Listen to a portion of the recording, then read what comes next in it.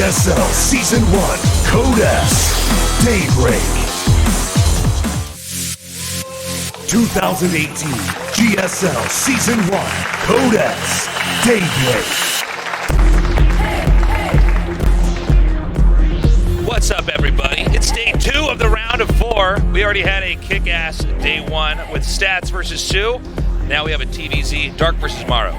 Yeah, Stats versus Sue was like beyond my expectations going to Game 7 and all that. And a comeback story as well. Yeah, it was pretty sick.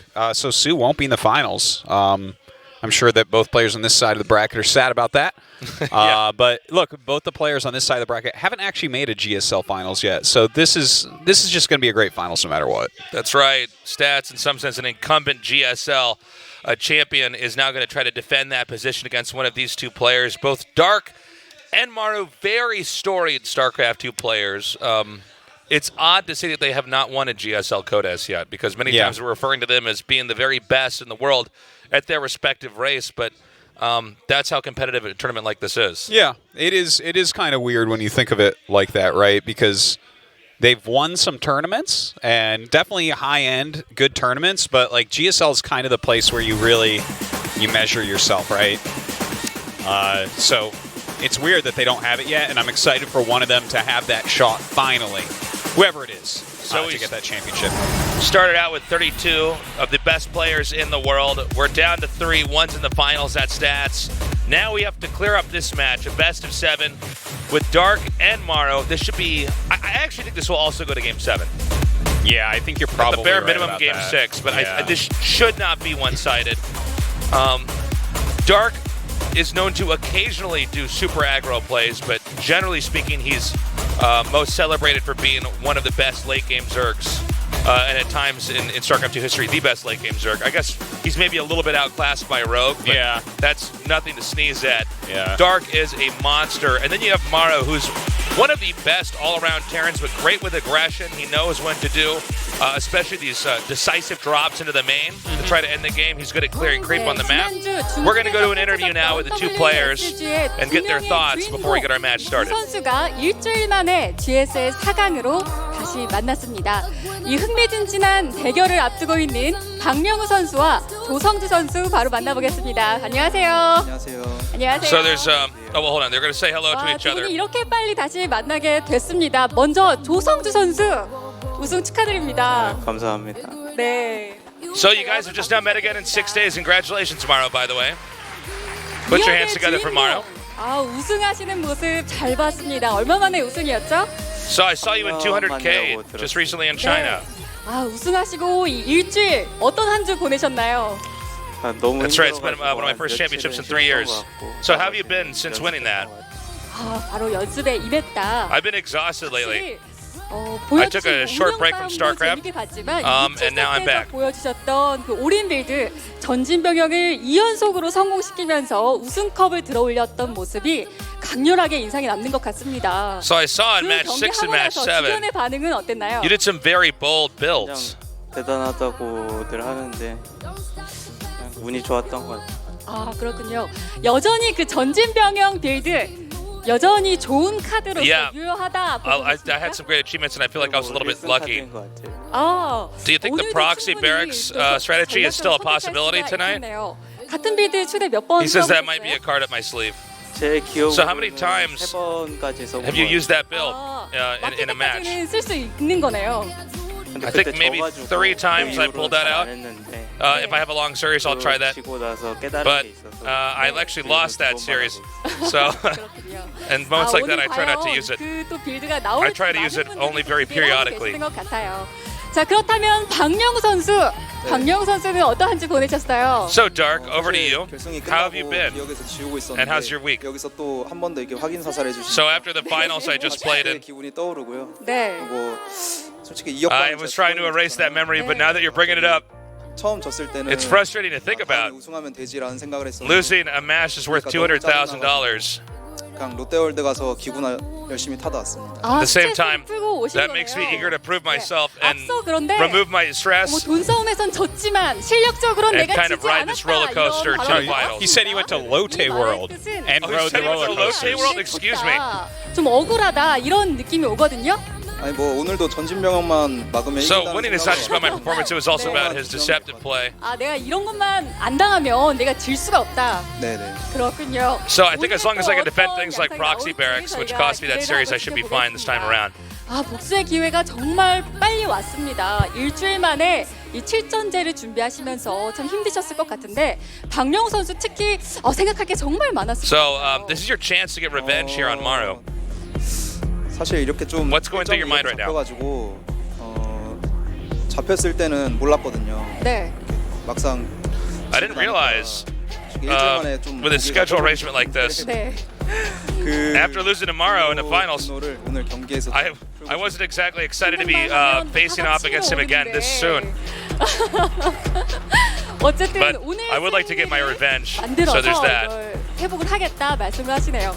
자, 조성주 선수도 반짝이 과정이 쉽진 않으셨겠죠. 연습 과정 어떠셨어요?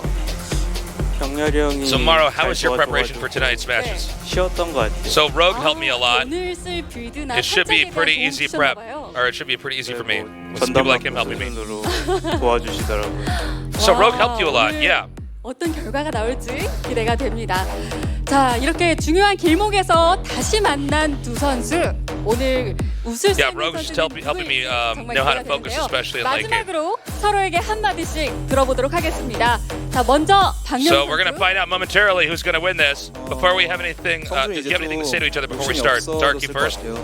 워낙 큰 I 대회를 think 좀 Maru, 먹었기 때문에 After winning that big tournament, 좀 양보하자 성적. I'm hoping that his motivation is decreased after winning a tournament like that. So now it's my turn. 이렇게 이야기하시네요. Over to you, Maru. What do you have to say? 저도 결승을 못 가봐가지고 양보 못 해드릴 것 같아요. 네. 나도 Yeah, I never really make it to the finals in the GSL.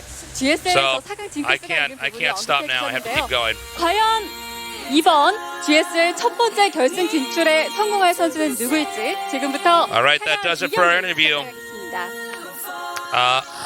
We're gonna have a short video, then we'll get this going, guys.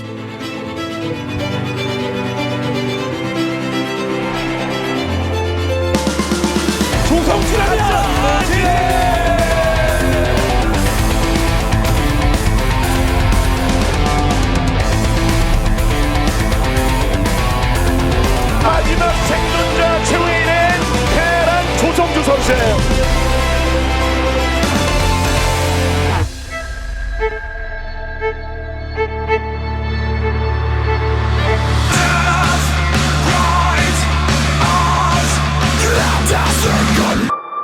빛을 어둠으로 덮어버리는 데 성공했습니다.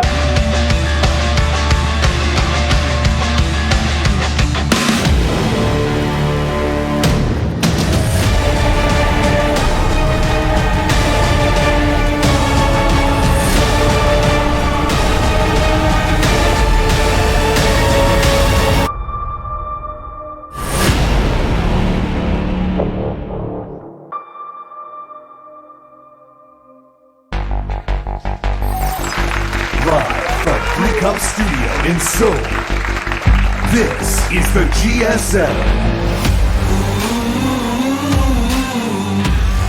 Okay, we're about to get this best of 7 started.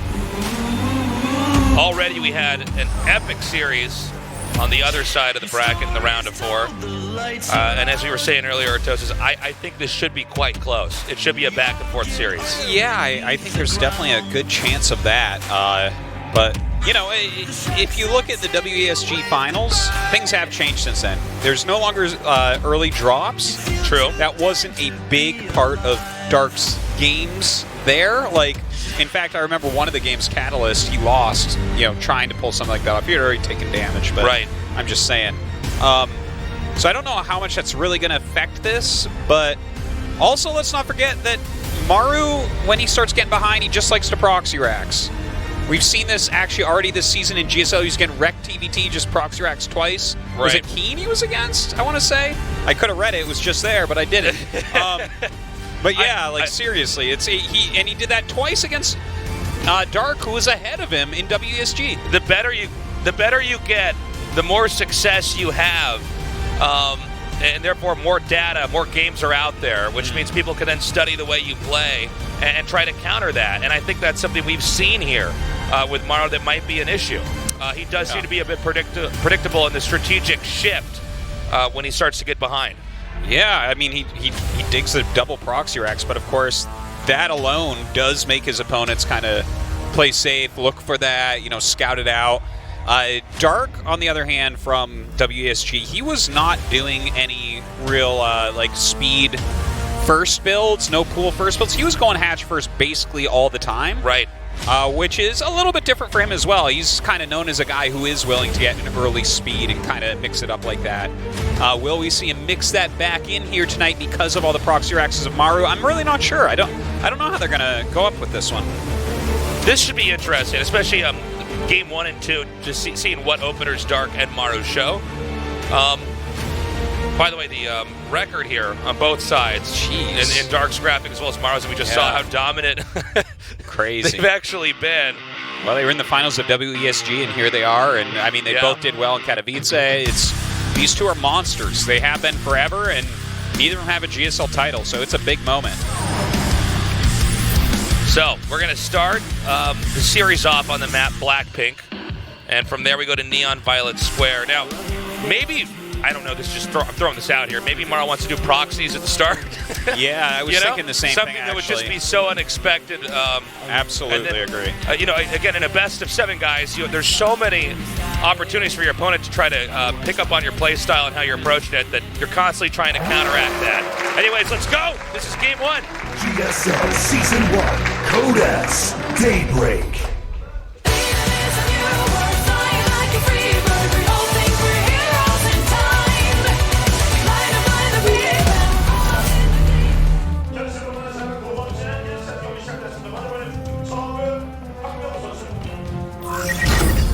Dark. I like the idea, though, of just opening with the proxy racks, that you said. Yeah, I want to throw it out there. Instead of using it when you're behind, just use it right at the beginning. When nothing means anything, because you're right at the start. But Jin Air Greenway. The map that we're on is Black-Pink, and I like Black-Pink. It's a good map. But I feel like the games are slightly predictable. It's like everyone goes Lingbane Hydra here, and every Terran hits like a 2-ish siege tank timing attack with Marines to kill the 4th, because either 4th base you take, you can attack downhill into it, and it's just kind of a nice, easy way to set it up. If you have a base in a gully, it's a lot easier to try to pounce on than if it's tucked away on high ground. So the thing is, I think Dark is obviously aware of this. Maybe he has something special up his sleeve to fix it. And in fact, he's not getting gas, so that's something. Yeah, let's see how long this goes for. This could point towards a roach attack. Sometimes you skip your gas for a little bit. Normally you get the earlier gas so you can get Zergling's speed out, but if you're planning on doing something very roach-based, oftentimes you slow that down a bit. One of our great artists here at GSL. So I want to just emphasize again, these guys just played a major series for 200 grand. So a lot of this is still a reaction from a previous series that happened just about a week ago. So yeah, this is a very unique situation. Oh, for your birthday, happy birthday. Whoa, birthday in the house. That's a good way to spend your birthday. Absolutely. Still early in the day too. I'll be doing that on my birthday. It's during Super Tournament again. That's right. Same exact Your dates as last birthday year. and then Christmas. We're always working down here. I know, right? Yeah. Well, we did that one Christmas cast, and my wife was like, guess what you're never doing again? Working on Christmas. Yeah. It's like, but GSL.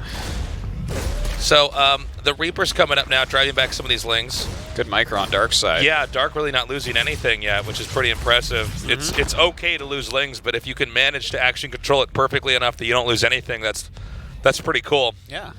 Sick play. Still no gases, so this is about the latest that we've ever really seen. Well, I don't want to say we have ever seen, but this is super, super late on gases from Dark, which really points towards not Zergling-based, but Roach-based type of play.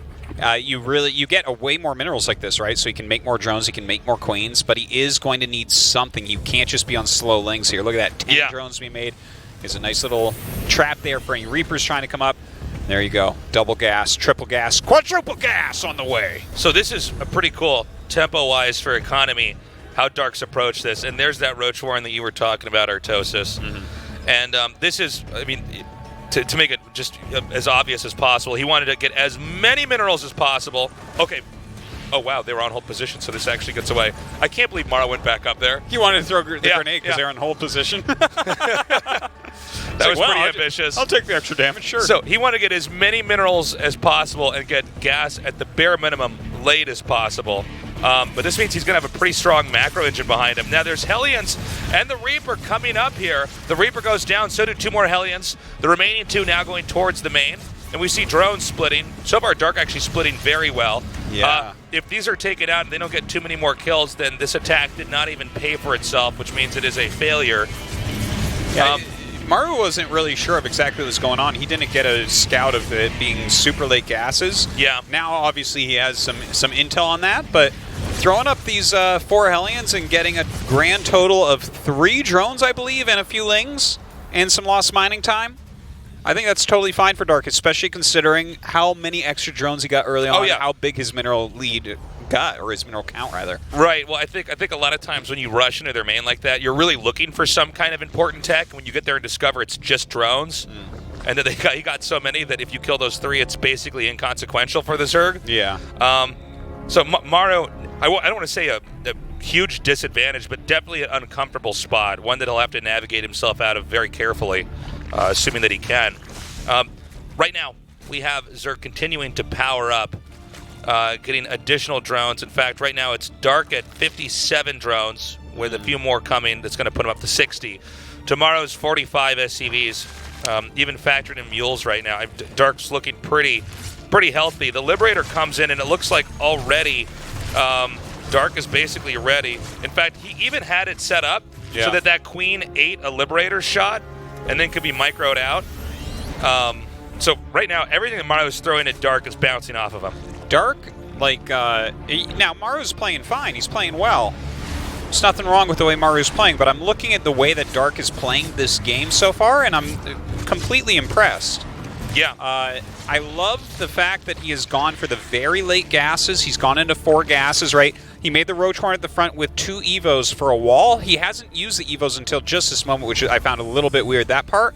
But the fact that he's going directly into a Spire. So he's trying to utilize... Like, the thing is, again, what is the strategy that we always see on this map? The 4th base gets attacked by Marines and Siege Tanks. It's a super strong push, and Hydroling Bane players never can seem to hold that 4th against someone like Maru. But here, going Roaches with speed, that gives him a little bit more tankiness, and obviously Siege Tank type play, you don't really like that much against Mutalisks. So I'm excited about this strategy that he's pulling out. So Maru now coming out with the 2 medevacs. Now, this is, generally speaking, both Maru and Innovation, this is one of their strongest points in the game, is when they can come out here, stim, and try to pick up and leave. And let's see, with the targeting here on the hatchery, I actually don't think that the Roaches can get over here in time. Yeah. Yep. Picks it off, and I believe only loses 1 to 2 Marines there. So from here, he will probably rotate around towards more of the center and begin trying to take out creep tumors. And this is the moment where the Terran is trying to control the pace at which Zerg grows. And he should be coming back with another fully gathered push to that 4th base with the Siege Tanks. That's probably something that we're going to see from him after he picks off some of these tumors, like you were saying.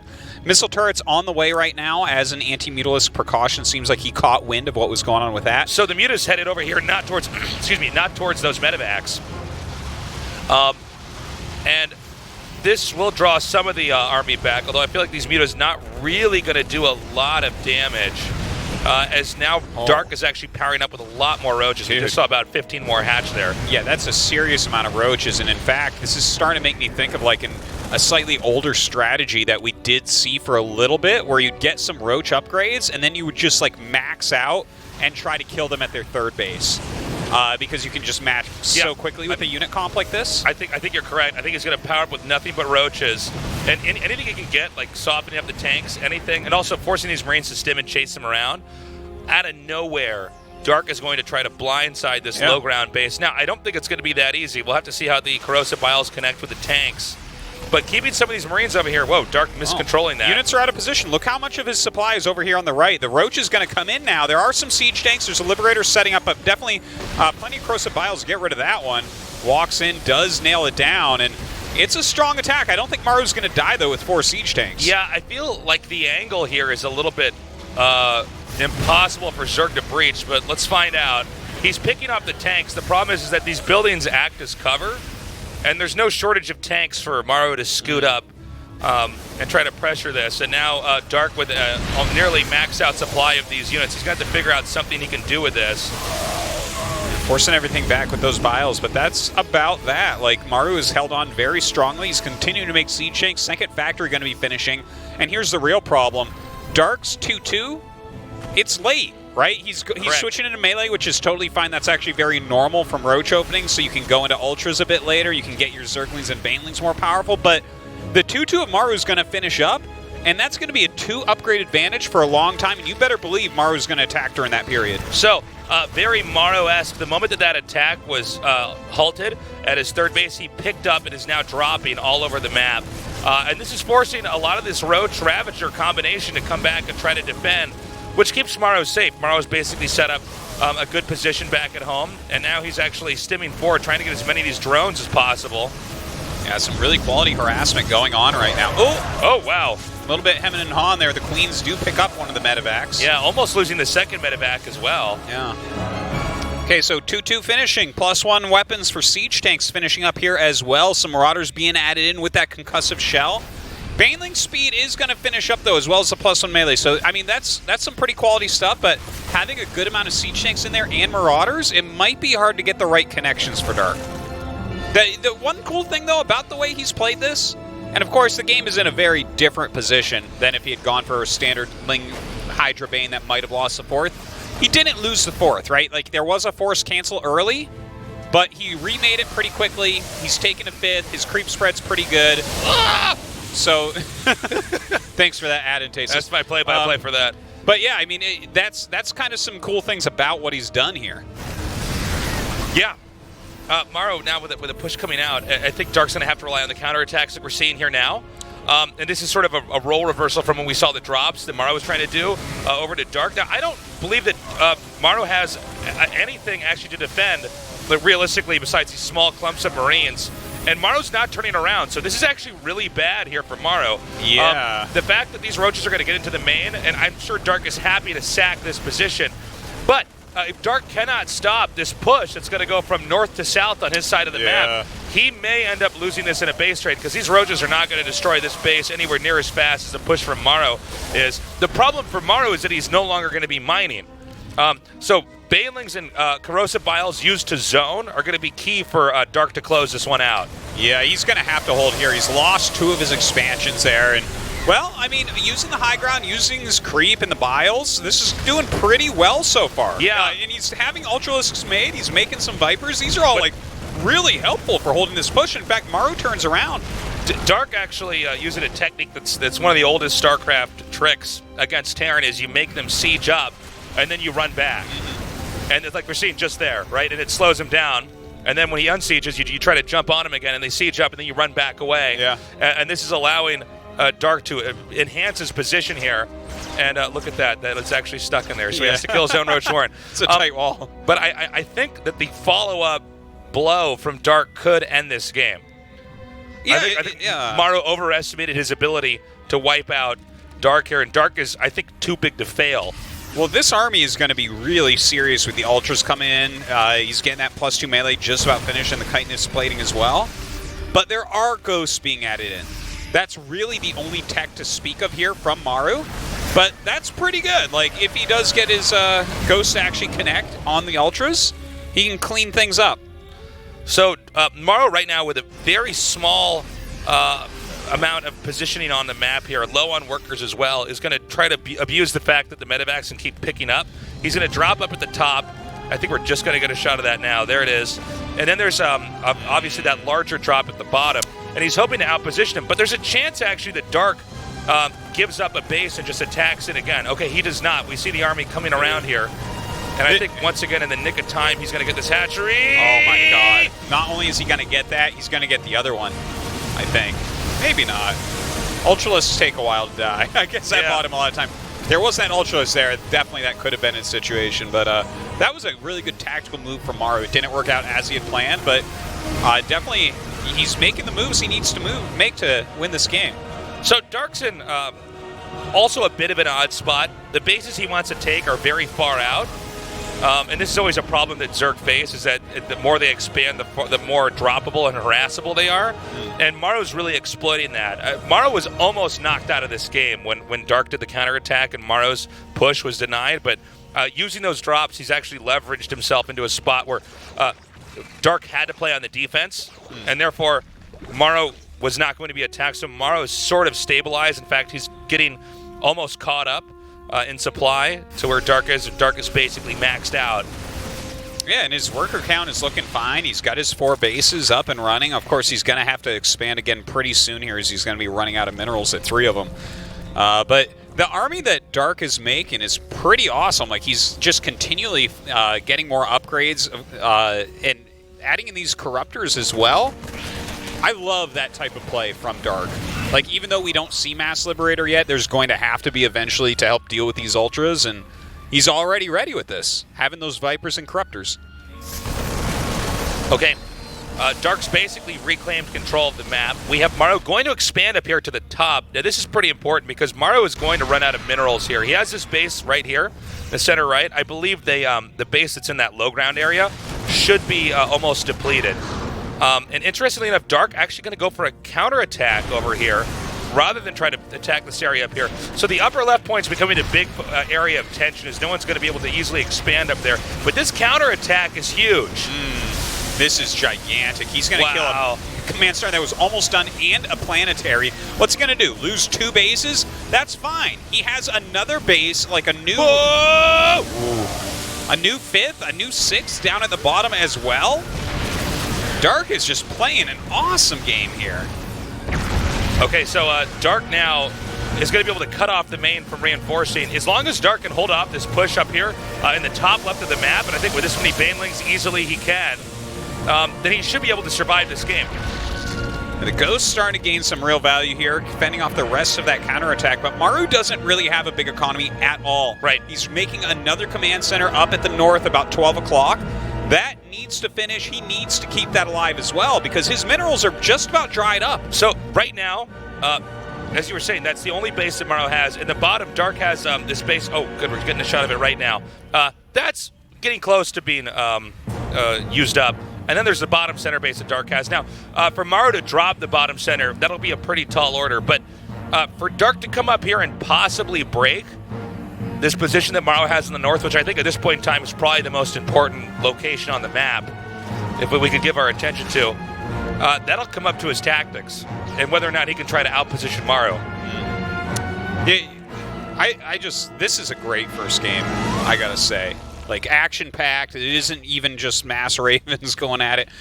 But just the way that Dark has been like, okay, well, I'll just expand everywhere in all directions and do counterattacks. And it's like every time Maru has moved out, he's killed 2 bases. But Right. it doesn't matter. Well, in some sense, Dark is expanding so much that he's willing to give up some of these bases. Yeah. He's saying there's no way you'll get all of these in time, especially if I'm expanding in opposite locations on the map. I'm sorry, is he taking a hatchery in the bottom right, or is that a clump of something? That's a clump of That's something. an army. Okay, excuse me. Now, Maru's pushing out. Is Dark going to rely on a counterattack here, or is Dark going to try to swallow up the army whole? There's Lings going in 2... Corruptors coming up here, and then Lings attacking over here. And I think there's nothing that Maru has. And once again, Dark on a second expansion here. This is one way to do it, Artosis. I love it. I love it. Great usage right there. Dark has re-expanded to the north, but it's actually not finished yet. So even though Maru's taken a lot of, well, I shouldn't even say even though, because that is a ton of damage, but Dark does not have as robust economy as he had previously after every 2 bases was killed. These bottom 2 bases were actually pretty important for him. I don't know if Maru can recover from this. Even though Dark is barely hanging on economically, Maru his whole base is in shambles. Oh, you know what? Actually, he's going to get that hatchery up faster than I thought. Well, we'll see if Maru can try to push up there. Maru does have the option to not try to expand and defend right away, but instead try to just do another push, wipe out Dark space, and then go back and do a slow game from there. I would love to see how many workers have been lost this game. I feel like 100 SCVs have been killed easily. Yeah, I'd say at least 100. It's been pretty wild so far. A couple liberation zones going up. He needs to keep some of these bases actually mining for a bit. Every time you don't see Maru there or at 12 o'clock mining, he's not really mining. All right, a big attack from Maru here. Siege tanks plus liberators mixed in, a bunch of ghosts in the back, and he should be able to connect a whole bunch of these snipes. Here we go. Coming in.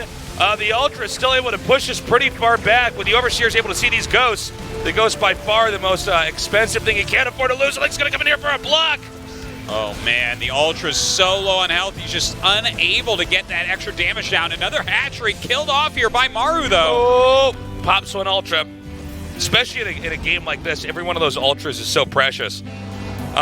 So Maru, no longer able to expand to that top center location, is going to again expand to the center right. And these infestors, by the way, also incredibly important here for Dark. Yes. Any fungals, any spells he can get off at all.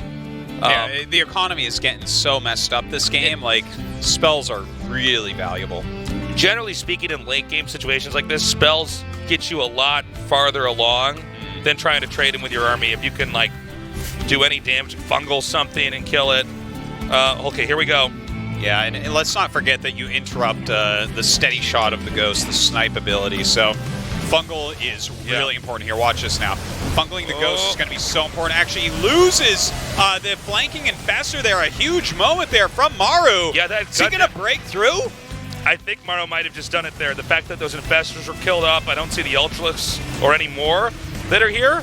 I think actually Maru managed to pull this off in the last few minutes of this game. He's going to take out this base and the one above it. I don't see enough of anything that's beefy that will allow a Dark to sustain a fight. I think actually, I think this is the end. Wow, this has been a crazy game, especially considering that Dark was playing so well. Hold on, Bailing's coming up though. Good splitting. Hold on, he really does need to hold on here. There it is, GG. Yeah. That is so crazy because Dark was, I would say, like 10 to 20% ahead through a lot of that series. Yeah. And with the last push, he came out and I think specifically when he got those Ultras and softened them up with the snipes, and then the next attack where he gunned down the two infestors, only one fungal was set off, but that hit medevacs and not ghosts. Yeah. That's all he had to do. You're right. This was just a crazy game. I think that Dark brought like a very cool and creative and new way to play against Maru here that we didn't really see at WESG. But Maru was still able to kind of go with the flow and adapt and overcome it. These two are perfectly matched to fight for our enjoyment. Oh, for sure. These are like my favorite two gladiators in ancient Rome. At the end of this, when it's like game 7, Maru looks up to me, and I put thumbs down. He sends out 2 SCVs and proxy racks and kills Dark. We're going to go to Neon Violet Square for map number 2. Dark definitely looking a little bit tilted after that. He already lost tomorrow, just a week ago. A tournament with life-changing amounts of money. Yeah. And now he's here again. Dark may end up having his spot in the final stolen from Maru if he can't come up with something now. Again, right now, Maru up with a 1-0 lead in this best of 7. We now enter game number 2. GSL Season 1, Code S, Daybreak.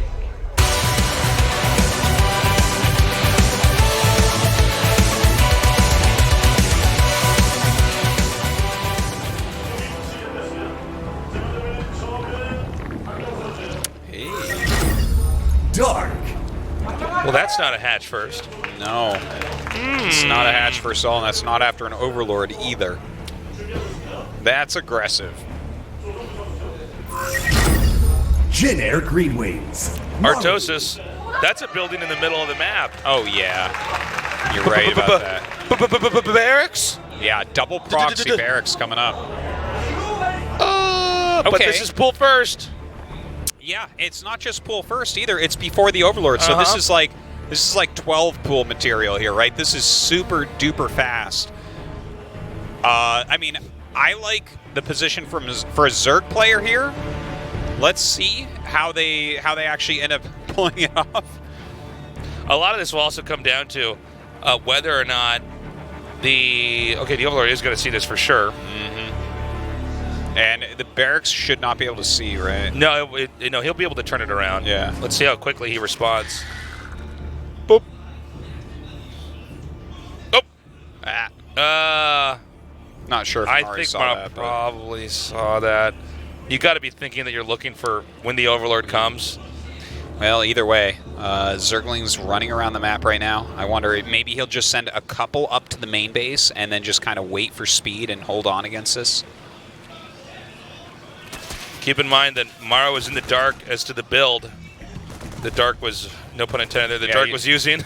He's getting in on the dark immediately here, but yeah. The dark is surrounding him. So this is an incredibly awkward spot now for the Terran because the barracks are in the middle of the map. You don't really have much to defend at home. In fact, you don't really have anything until it can travel there. He's still mining a lot of gas, by the way. One barracks will always check the Zerg to see what they're up to, while the other one will go back home to produce units and make add-ons. But Dark is actually going to go for a quick game-ending move here. He's getting Baneling's Nest. He's massing up Zerglings. He knows that there's a ton of fragility at the entrance of the Terran's base. And with Link Speed done, he can eat up all the Marines in the middle of the map, set up Banelings, bust this down, and we might have this tied up 1-1. Yeah, it's really looking that way right now. Oh my god, look at this. He's getting on top of those Marines. SCVs came out to fight. He needs to get that depot up. Maybe not. Maybe he has enough lings. Or I'm up. SCVs, excuse me, it doesn't matter. Here comes some more. He's on top of the depot, so he can't raise it. Oh, man. One ling on hold position there to make sure. Hide the SCVs in the bunker, quick. I think he's in a lot of trouble here, Tasteless. Couple Banes, one on top of the depot. Oh, man. And you know these SCVs, they have to kill those Banelings before the Banelings are going to hatch. Yeah, I don't think that's going to happen. One Hellion out. And this, I think, is going to be it. Baneling's coming forward now. Maru trying so hard right now to stay alive. It is not going to happen. He has 4 SCVs right now. Oh, man. Look at those Banelings. They're like, well, we don't even want to detonate here. He's like, maybe I should send these on top of the Hellions. He can stop morphing Banelings at this point. I think the Zerglings are actually better. Oh my god. Oh, wow. Look at this micro. It's crazy. This is actually a testament to how good Maru is. This game is still going on. Yeah. Okay. If his wall could have ever gone up, he oh, might I know. have saved lives. This game might have gone on. So that does it. Game 2 goes to Dark GG. Well, Maru uses the double proxy racks in Game 2. That's one of the better macro maps for Dark, so I'm not surprised that's where he chose it. I think Maru has planned this series brilliantly, but so has Dark. I agree. Again, that's one of the maps where Dark was able to really slam Maru at WESG because it kind of favors his type of play. So many bases right there. His economy gets so huge, and just the fact that he opens with like the cheesiest, earliest thing he can possibly do, and it just straight up counters the double proxy racks. I love it, man. What a great series already. That was phenomenal. I do love Game 1 as well. It was really exciting to see that it was such a nail biter from start to finish, and that Maru really can leverage that position. Will we see more double barracks? Oh, I don't think so, actually. Not in the whole series? I think it's done. Okay. Like, Maru definitely can and does mix it in a lot. Will we see more quick pull like that? Yes. You think so? I think that we will see at least another couple quick pulls. It's just, it seems like with Dark, now 12 pull, maybe not, but like pull first, I wouldn't be surprised if he brings that back a little bit more. Like, when I saw the pool at first, I was like, oh, is he just going pool first to make sure he can't get just killed by a double proxy racks? But that was like the very cheesy version. So Yeah. I don't know if we'll see that one again. What a great series so far. I do think we're going to go to Game 7. You do? I do. Well, we're tied up 1-1, so it's a best of 5 from here. That's right. We start over at this point We in get time. closer and closer. Wow, man. You've seen Maru. Oh, nope, we're out of time. We're going to take a short break. We come back. We'll go to Game 3 with Maru versus Dark.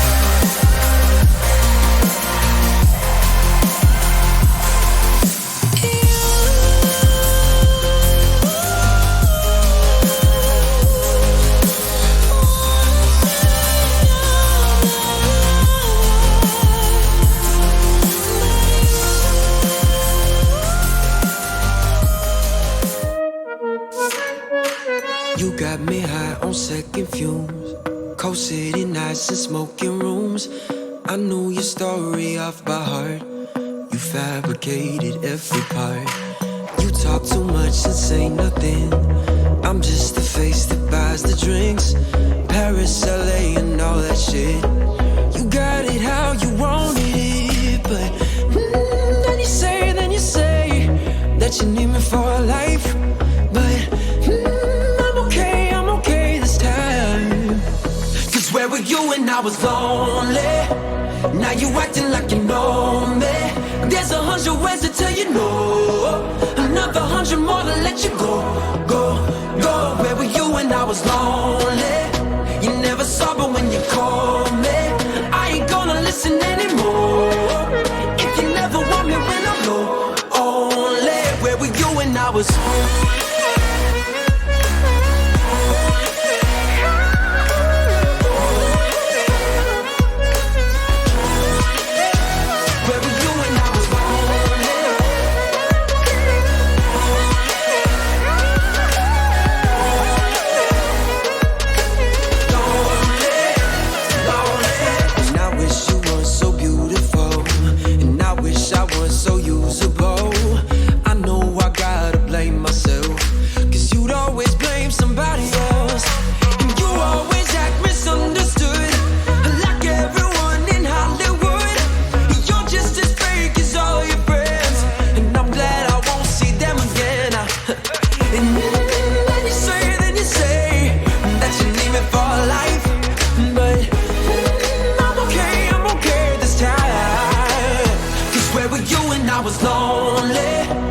Now you acting like you know me. There's 100 ways to tell you no. Another 100 more to let you go, go, go. Where were you when I was lonely? You never saw, but when you called me, I ain't gonna listen anymore. If you never want me when I'm low, only. Where were you when I was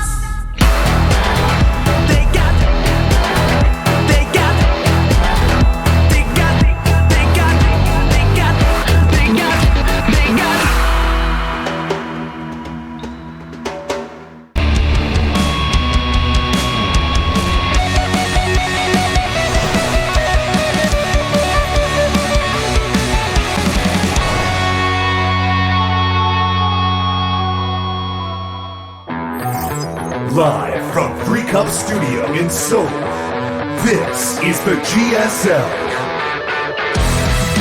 Welcome back.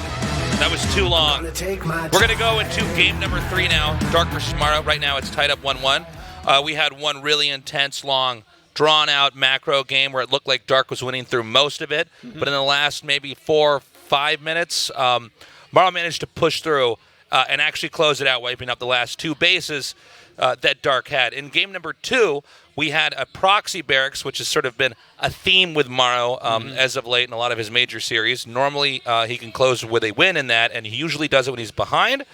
He brought it out there, and it was shut down with a quick pool opening from Dark.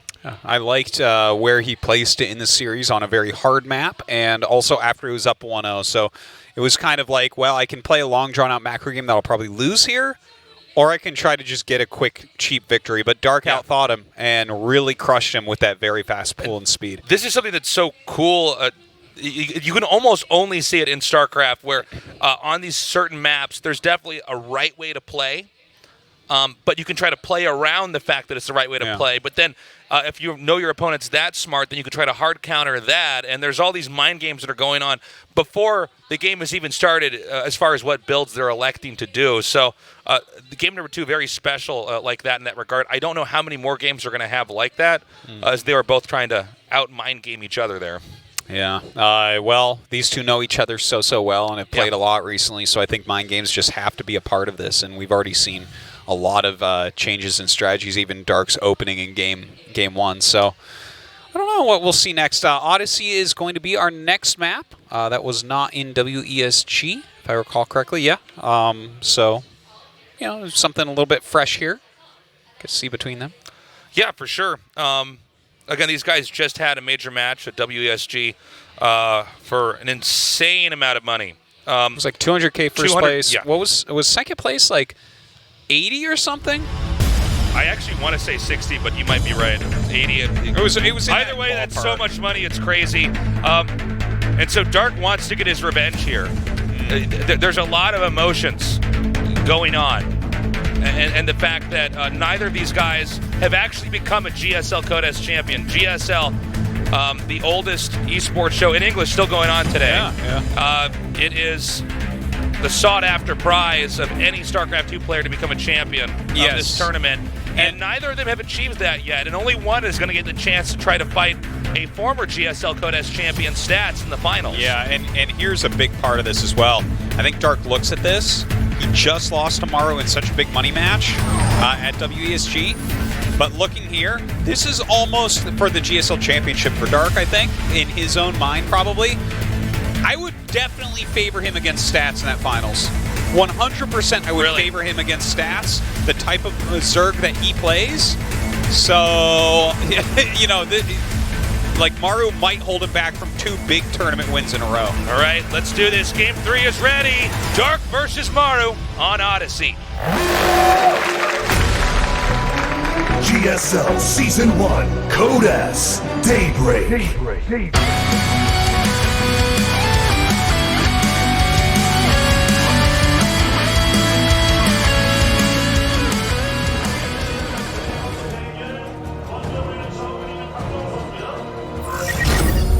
Dark.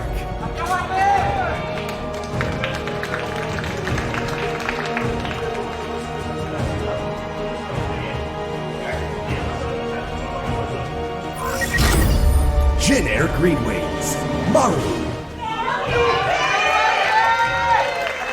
Right. Okay, so Maru in the main now, getting his barracks and his refinery. It is a pool before hatchery here for Dark.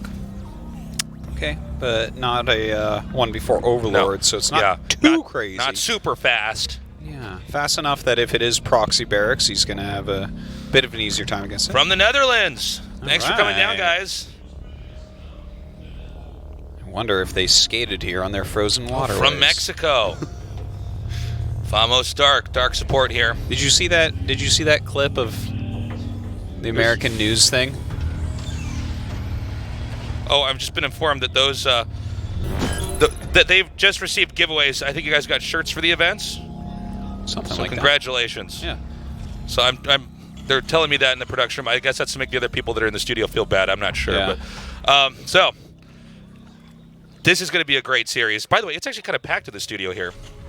Big turnout here. Oh yeah. Well, I feel like a lot of that's for Maru. Do you feel like there's more Maru fans overseas? See, I'm hearing Maru cheers in the studio right now. yeah, I mean, I think Maru is slightly more popular, but I think that if you are a Zerg player, Dark is kind of your god. Oh, yeah. And should be. He's like the most creative Zerg out there and top level forever. Now, those Lings just ran by the SCV, so Right. this is a bit sneaky, but it looks like it's a 2-1-1 opener by Maru, so he's definitely going to have a lot of production, and he left his Reaper at home. So that's a big deal as well. Oh, see, he found him. He found the Lings. Spotted him. So this This map especially, there's a lot of ways to outmaneuver the Reaper and try to hide and ambush, especially with the bush areas on the map. So the Reaper actually doing a decent amount of damage, now shaving off a couple Lings. Yeah, Dark's sneaky little move didn't work. Best wife ever. That guy's your best wife ever? Guys, thanks so much for coming down. Excellent. GSL, the show that will keep couples together. Weren't we talking about that on Valentine's Day? Yeah, we were. Yeah. Where if you watch StarCraft with your loved one, it's guaranteed to work out and be a happy relationship. But of course, if GSL ever gets canceled, Yeah, then this is over. This is you better get divorced immediately. If I can't be happy, you can't be happy. Then no one can. Yeah. So we got Stim coming up here. Things a little bit slower. Start things off compared to game 2. This was odd. Okay, what was the story with that Oh, do you know what? Overlord there? Maybe thought there would only be like one Marine and he could poke in to see like if there he's was just like gonna be aliens on the teching way. Like, yeah, if there's like very few Marines, but that was actually a reasonable scout to see that many Marines early on really screams that it's going to be a double medevac stim timing, right? So I'd say that's still useful to a degree. So I would say Maru, he might be the best or the second best at this build specifically. Innovation, I feel like I've watched a lot of games where he just ends up winning a couple minutes after this because he's picked a couple fights. Yeah, Beyond, on the Beyond creep. as well is just ludicrous at this build. Yeah, Beyond too. I feel like when I think of Beyond, I think more of Reapers and Oh, kind certainly, of yeah. winning absurd fights where he's got like 1 or 2 Marauders against a bunch of Lings, but he keeps juggling them. But this play that we see coming out, so these medevacs are going to move out. By the way, spotted immediately there by sees Dark. perfectly. And what Terran wants to do is drop just on the edges of the creep, stim and attack in, and as Zerg tries to drive that back, you shave off as many of the units as possible. The moment that you're going to lose the fight, you pick up and you relocate. And I don't think it's going to happen this time around, but we have seen some Terrans get so good at this over the past year or two here, where they just snowball the game. It's really tough because Zerg is hemorrhaging units, and you have to have a really good mental calculus and know how to exploit positions like we just saw him doing there to actually get the army unloaded. And you can see now Dark's like, oh crap, I got to get up here and send my queens as well. Yeah, the queens will help him to push this back. Like, I don't expect him to take too much damage, but hey, these queens are not spending their mana where they really want to. His creep spread is not being pushed quite as much as it could. Maybe missing an inject here and there. He just killed a tumor. This isn't costing Maru too much. Honestly, this is not going very... We want to have done a lot more damage in this. I think Maru actually spent too much time trying to get in the main there. Creep tumors are getting... Well, I spoke too soon. Okay, this is something that he needed to do. So he cleans that up, but overall, Dark pretty solid defense, basically losing the bare minimum. The double medevac's coming over. Where is that third medevac? Where did that one go? Okay, here there it is. Yeah, and he's got a mine in here as well. So this might be the big push that he just kind of was trying to not to overcommit so he could nail this one. With that mine, there's a lot of potential here. Okay, going for the queens here. Whoa, nice targeting. And if this Widowmine hits these legs, beautifully done. Oh, man. Wow, that pullback from Maru was exactly at the right moment to abuse that mine. The targeting is real. Wow, that was so impressive, and he knew the exact moment to pick up and get out. 34 lings and 3 queens. The hold was still pretty decent, considering how good that Widowmine hit was. You gotta say, he hit his transfuses and everything. Had banked up a lot of energy on those queens. Still some more harassment here, but with all those queenslings and banes, he can't really get too much done. So, you can see Dark beginning to edge out here and take the gold base. Now, Maru is expanding behind this. Zerg's always usually one base ahead. That's the way it's generally supposed to look, at least for this phase of the game here. But it seems like Maru wants to try to contest this location. If he can force a cancel, that would be great. I don't think he will with this. Well, hold on. There's a lot more reinforcements coming, so maybe he will. So he probably wants to come in here and try to hit the banelings that we can see here and just keep stutter stepping away. Oh, he's so good. He even left one Marine to try to get a baneling go off. Baneling speed is on the way, Hydras as well, so this is not going to work forever. This is when Maru needs to try to keep this pressure up right now, and he's doing a pretty good job of it, but it looks like we might have a little counterattack on the third base coming up from Dark, who's sending a lot of links to the north. Okay, the siege tank is in a very important position here. Now, I think this is just going to be canceled. So, Dark actually going to sack that position. He's not even going to try to put up a fight. But this Ling Adder attack that you were talking about, Artosis, this is pretty important.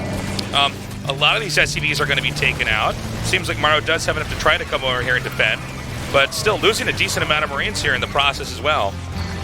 Another setup by Maru. He's cleared a ton of active creep tumors over here. In fact, grabs another one right there. A Siege Tank on the high ground. Looks like he's going to have to pick up, though. Ooh, the Siege Tank actually targeting down ridiculous amounts of Banes. Crazy Siege Tank location. I don't feel like we actually see Siege Tanks put exactly over in that little nook there as often. And I'm getting worried that this actually might snowball. It's just Zerglings and Queens. Yeah. And that's generally not enough, especially when the Marines are clumped such as they are right now. Oh my god. Oh, there's banelings that are about to enter. He's going for the Queens. This is pretty crazy. The counterattack is happening once again, but that's not enough right now. Maru is really doing such a good job over here. Dude. I tell you what, he brought 2 forms of splash damage into this game so far. The Widowmine, that got a ridiculously good baneling hit that he dodged with his Marines, and then that Siege Tank that killed by itself. I don't know how many banelings. I have to go back and watch, but it was a lot of banelings. I think that this is going to be the knockout blow. Yeah. Look at this. Right when they basically run out of energy, he picks up, says, okay, hold on. And Act 2, go. So, he's going to come in now. I think Dark will have to tap out, unless he gets a lot of banelings that we just don't see on the screen here. These Hydras will not be able to hold on. GG. Maru takes game 2. Jeez, Maru's playing well. The rabies tearing. Yeah. Pretty darn impressive play that we're seeing out of Maru here today, I got to say. I mean, well, it was just... That was so impressive. Yeah. That was just his finesse, and I like what you were pointing out, Artie, about the Widowmine as well as the tanks put in the right position. Yeah. How many volleys did that tank get off on the high ground? I think it was 3 or 4. I think it got 4 He got 3 off on important targets in Like the army. banelings, yeah. Like literally, he was like attacking up. The Zerglings were trying to surround the Marines, and then the Siege Tank got a shot on some Banes, and then the Banes tried to roll near the tank but not explode on him. Yeah. And then he like brought 4 Banes back to go after the Marines right before the tank died. And Right. I saw the retarget, and he nailed all 4 Banes, and it was like, oh my god! Like this Siege Tank has done enough that it like snowballed to the point where the Marines could do way more damage. You're completely correct. I think that was the tipping point in that game. Yeah. And that's where Maru, the moment that you have any weakness, Maru is so fast to rush in there and clean you out. Just showcasing his ridiculous skills here, his multitasking, his micro, his macro. This guy is a monster of a Terran. Okay. If you can't win with Terran, play more like him. We're going to game 4 on Abyssal Reef. Right now, Maru up in 2-1. GSL Season 1, Code S, Daybreak.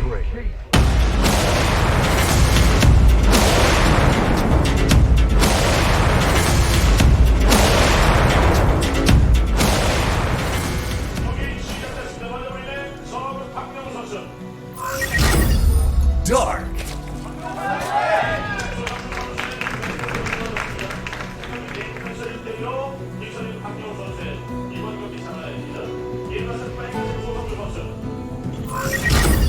Jin Air Green Wings, Maru. So Abyssal Reef, good map to be playing on here. Definitely a Lingbane Hydra map For sure. most Zergs. Will we see a massive siege tank push from Maru? We could see mech as well. We haven't seen mech from him yet today, but he's extremely good at mech as well. He's one of these Terrans that absolutely does both. That last game has me worried for Dark. That looked really scary, that push from Maru. It did. And just the fact that it was honestly on both sides pretty normal builds. And the fact that Dark has won his only game, at least so far in this best of 7, with, in some ways, hard countering. Oh, thanks for coming down, guys. I just barely saw this. GG Tasteless, GG Nate. Thanks for coming down, dudes. GG or something like that. I was busy staring into Artosis' doe eyes, so I didn't quite catch that on camera.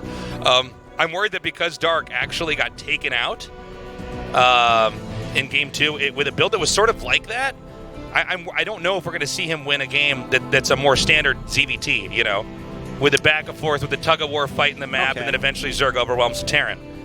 Well, it's the same build out of Maru this game. Yeah. To point this out, right? It looks like he does want to go for the double medvac stim timing or 2-on-1. I mean, he did so well with it last game, and Dark wasn't able to hold it, so I don't mind him trying it out again. But I feel like Dark was on the brink of holding it, you know? Like, he had a lot of queens. He got a pretty quick carapace upgrade, which definitely can help. It didn't work out, but it could have. Sure. You know? I guess you really have to watch. Oh! Okay. This is an annoying moment here. The Reaper is basically stopping the drone from expanding. And this is really awkward for Dark because he then has to make an extractor. And until that Reaper can be driven away, this is basically going to go on forever. You know, I feel like I see a GIF of this on Reddit every single week. The little dance of a drone making extractors over and a Reaper trying to screw everything up. This is the myth of Sisyphus drone. Yeah. Gets close to becoming the full extractor only to cancel and start over again. Yeah, and a queen walked all the way over there to try to help its drone out. I'm worried there's enough bad things happening at the start of this game. Okay, I thought he was going to lose that overlord. Yeah, that would I was going to say, there's enough bad things happening in the first few minutes that sometimes this can be an indicator of how the rest of the game is going to look. So Zergling speed's almost done. 5 more drones coming now. I want to see exactly how many Marines he has right now. Does he just have 5 right now? I guess we're not going to see. Oh, well. Because he shot at that Overlord 2. I think that's all he had anyways. But I just wonder, because remember last game, it was almost like a little bit of a tell when the Overlord flew in and he killed it with 5-6 Marines. Yeah. And that was a peculiar number for that point in time. Okay, these lings get in and see that kind of similar amount of Marines. So I think that this is pretty easy for Dark to put this together, what's going on. He has an Evolution Chamber on the way probably for that Carapace upgrade once again. Making a single queen, but a lot of times we see people defend this with many, many queens plus their speedlings. See if that's where he wants to go. For now, Maru just banking up. We really do have to see how the first couple of engagements go. I'm still intrigued by, in Game 3, the fact that he tried to stay in the main for so long, which I thought initially was a mistake. But then when we saw the reinforcements come, it actually worked out so well because of the positioning he ended up getting. So I'm curious to see if there's any tactics like that for when Maru pushes out to try to get the Zerg out of position. Because really the early part of a Terran versus Zerg is always the Terran trying to put pressure and slow the Zerg down, and the Zerg just trying to outgrow the Terran, and ideally shut down the attack so hard that the Zerg only gets further ahead. A good Zerg player can never be left alone on the map. Yeah. They constantly have to be pressured and attacked. Well, he is going out to do that right now, as you say it. Flying these double medevacs over. Looks like a nicely placed Spore there. Woo! Good counterattack, actually forcing a cancel on that third command center. It's going to be built on the high ground instead. Good defense so far from Dark. Wow, he really wanted that Marine. That Marine would have died. Sometimes one of the things you want to watch for when this is happening is the hit points on the medevacs. Yeah. Because the Queens generally are there to target the medevacs, while the Lings are there to try to put pressure on the Marines to get back into the medevacs. But if you have medevacs on low energy, you sometimes have to stop harassing, because otherwise the Queens just gun down the medevac with all the Marines in it and you lose the game. Yeah, but Maru says he's still confident moving out. It's a lot of Lings. The Queen's coming down as well. Great way to do it. You can't really kite that well against the Zerglings when you do have the Queens targeting your medevacs, especially when they're already yellow like this. By the way, no creep tumors have actually been shot down yet. Okay, so I think this is going to be similar to the other push, except last time we had a Widowmine in there. This time he's going to come in from the top, and I believe it's again another maneuver where he loops back around, so all the Queens are there. See on the left, but at the top. Oh, he has a Siege Tank this time. Yeah, okay, yeah. Siege Tank instead of Widowmine. Yeah. Still, he does have some splash damage, so we'll see how he utilizes that. Maybe put it on the low ground here. You know, that being said, the creeps actually pushed pretty far out at the top here. Yeah, it is. Some very good vision here for Dark. He has a ton of Queens as well. Baneling speed is on the way. A few Banelings being made as well. Tank Siege is up. Oh, my God. 1-1 is about to finish. Oh, look at that targeting on the Banelings. Just so good. Oh, my God. Oh, my God. It was so close to killing all the Marines. Yeah. Well. But he actually gets away. He held that very well. Yeah. Well, yeah, not only did he not suffer that much, he got one of the medevacs. He took out the tank. I mean, realistically, these Marines shouldn't be able to do much of anything. No. As long as Dark is, just attentive in his base. I think it's, the harassment is really getting kind of close to over. Like, he's still flying around, sure, trying to get things, but the Hydralisk upgrades are on the way. The creep spread is actually really, really nice right now. He's taking that fourth base as well. Tons of Queens, still with tons of energy. This feels to me like it's going to go into a long game, and Maru's probably going to have to add a second factory to just hit a huge Siege Tank push. I think you're probably right. Aggression like this from Maru, it is a double-edged sword. If you start to lose everything when you're doing this, you're actually the person that's getting yourself behind. Yeah. Well, he's spreading out his Marines a little bit, still trying to get something done here. It's mostly creep tumors, though, that he will end up getting. Look at that. Literally, we see Dark queue up while the Marines are still gunning extra creep tumors, because he's like, no, you're just lifting up. This isn't happening. Like, yeah. I know what you're doing here. You're getting like 2 tumors, and I'm going to replace them down. Okay, we have enough medevacs out now. He might be able to try to put some pressure on. There's 2 medevacs headed just north of this position here. And I believe it's 1 medevac full of Marines that's on the far right that might try to attack first. Let's get a shot of this. Okay, sorry, that's 2 over there. So he's going to get attention here, draw Maru's screen over here. And I was actually expecting for Maru to maybe try to attack it at the bottom left. And so he is going to come in here. Now, the targeting on the Banelings is what's most important here. Yeah, he's going to have to pick up mostly, I think. Oh, no, he's fine. He's Maru. Yeah. Never miss clicks. It's so funny because one misclick in a fight like that and you lose your army. Yeah, the whole thing. So, yeah, Maru just finished up his second factory, but Dark is starting his hive.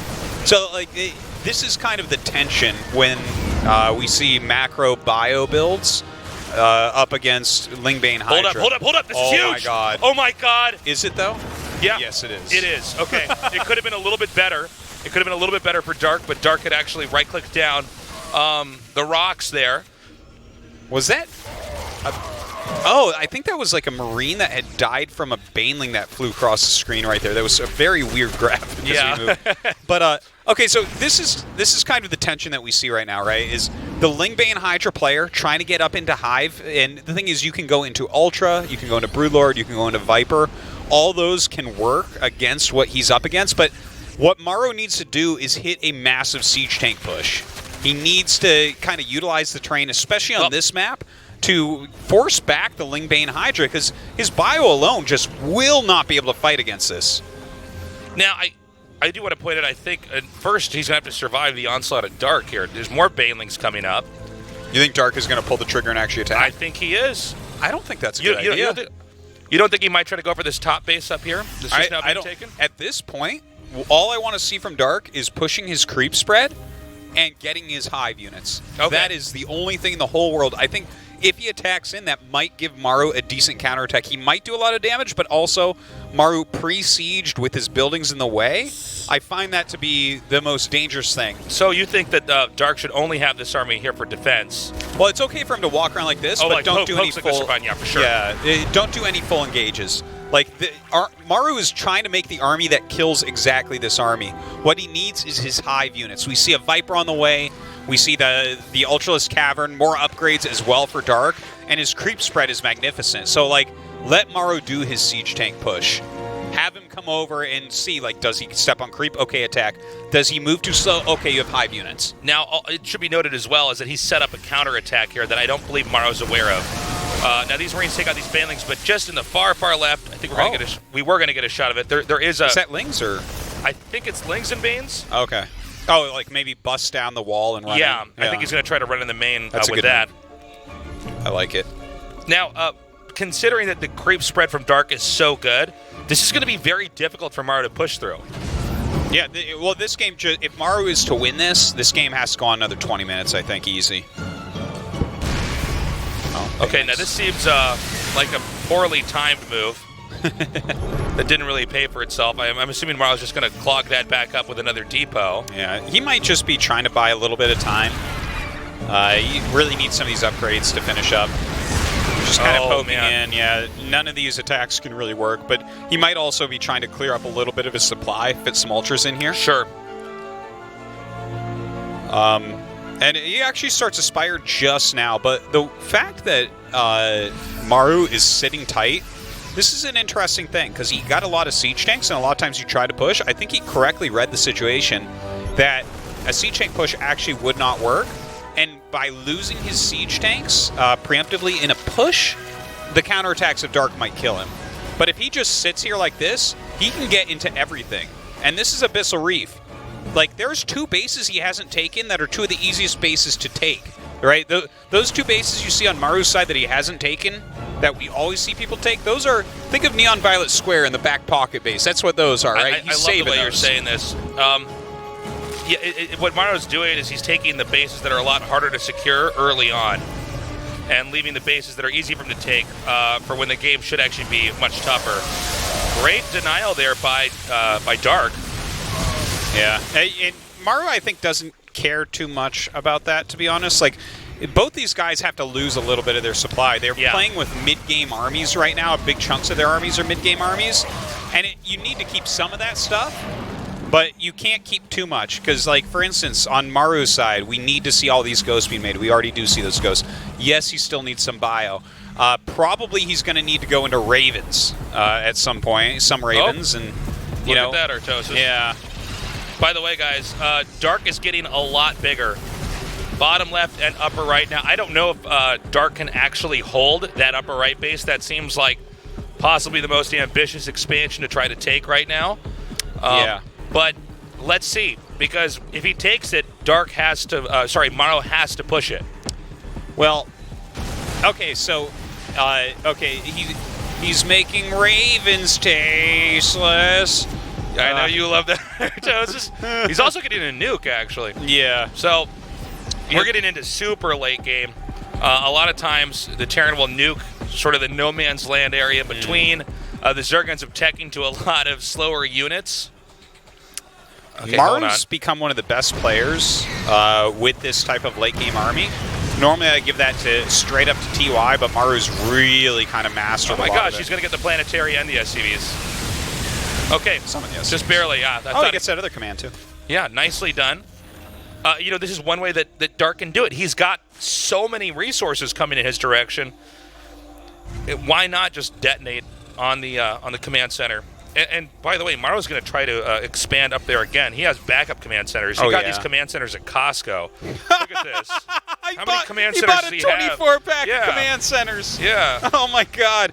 He brought it home in his SUV. That's right. So he could use all that savings on gasoline. Oh, my God. So many command centers. I almost want to take back the idea of using Banelings to detonate on that command center. Good usage of mineral.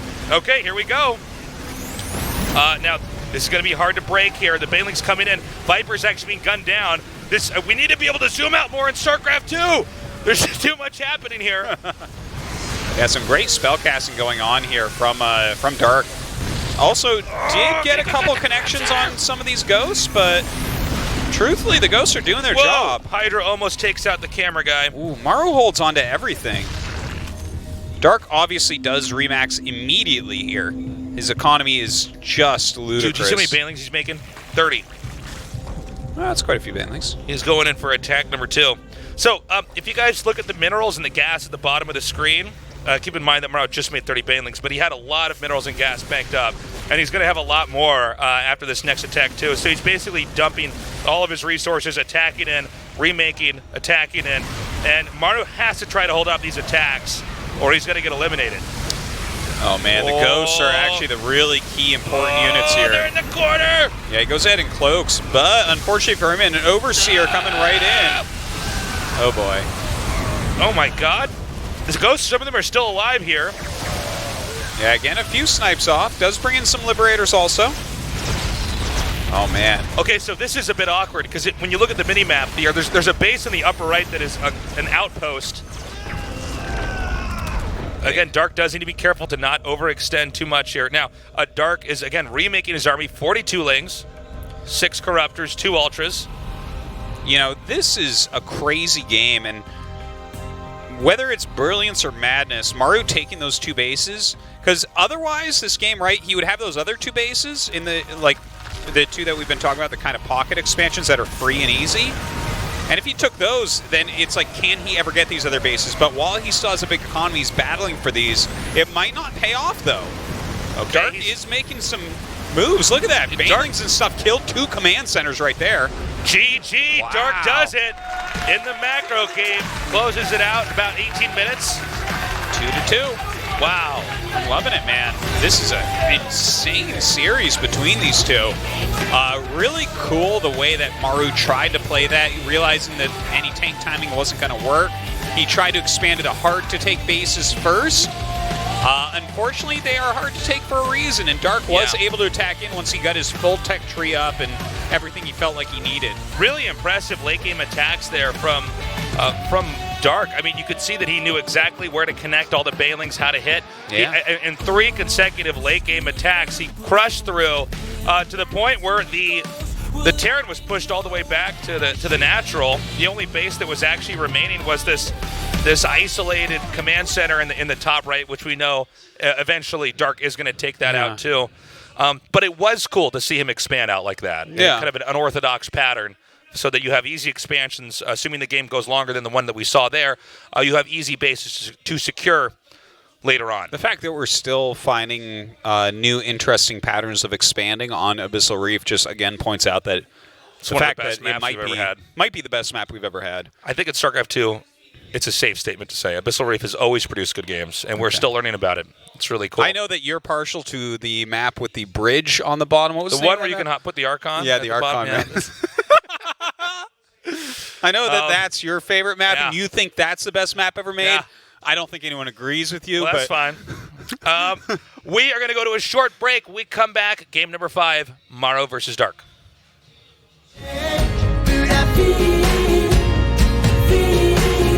Like a fire.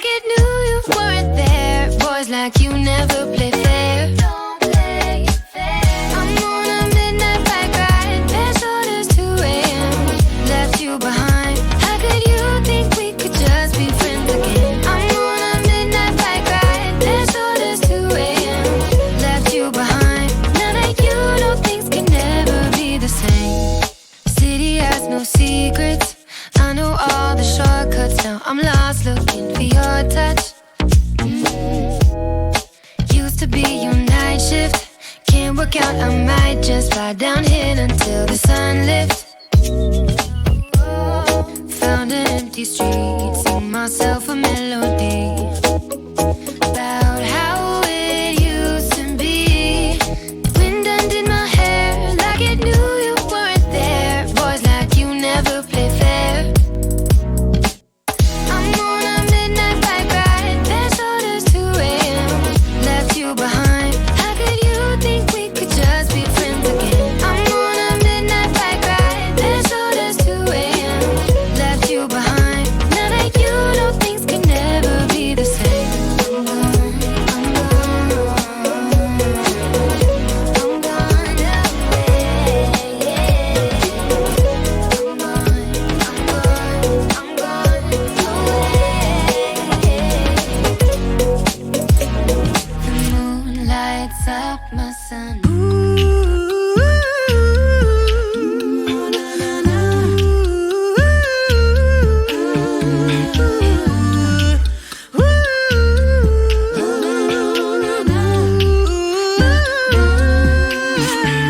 Havana, ooh, na, na.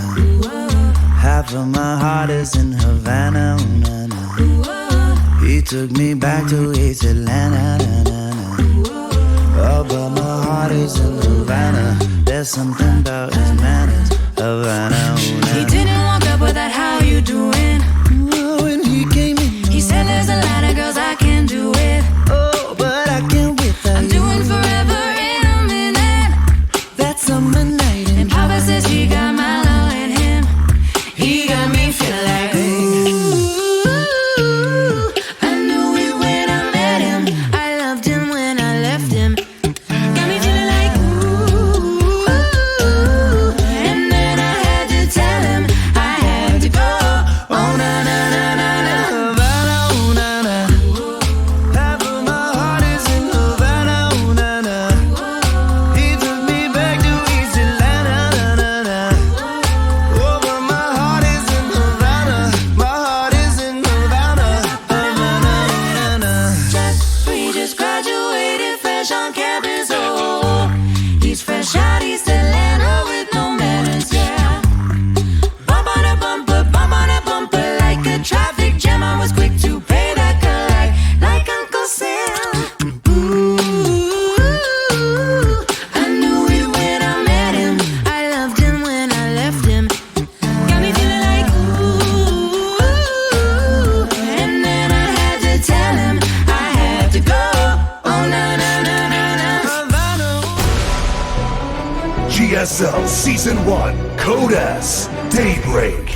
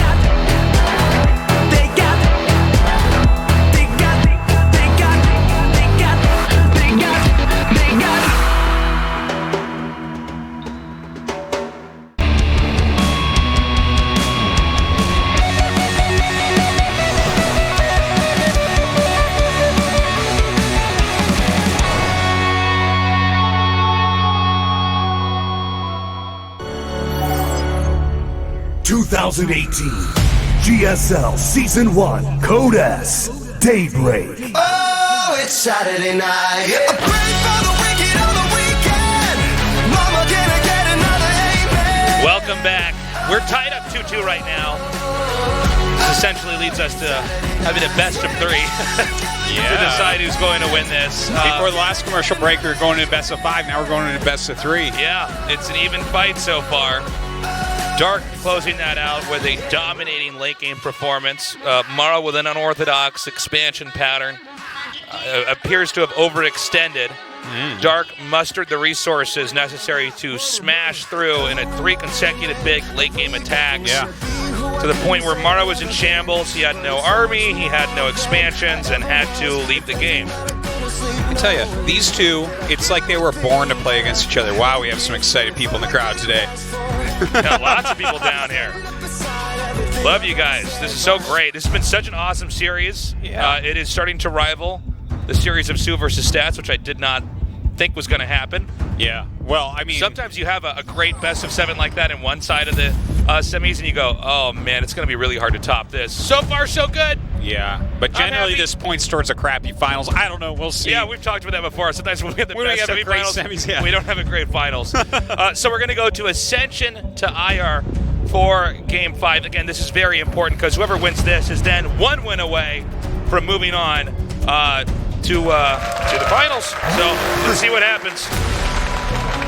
GSL Season 1, Code S, Daybreak.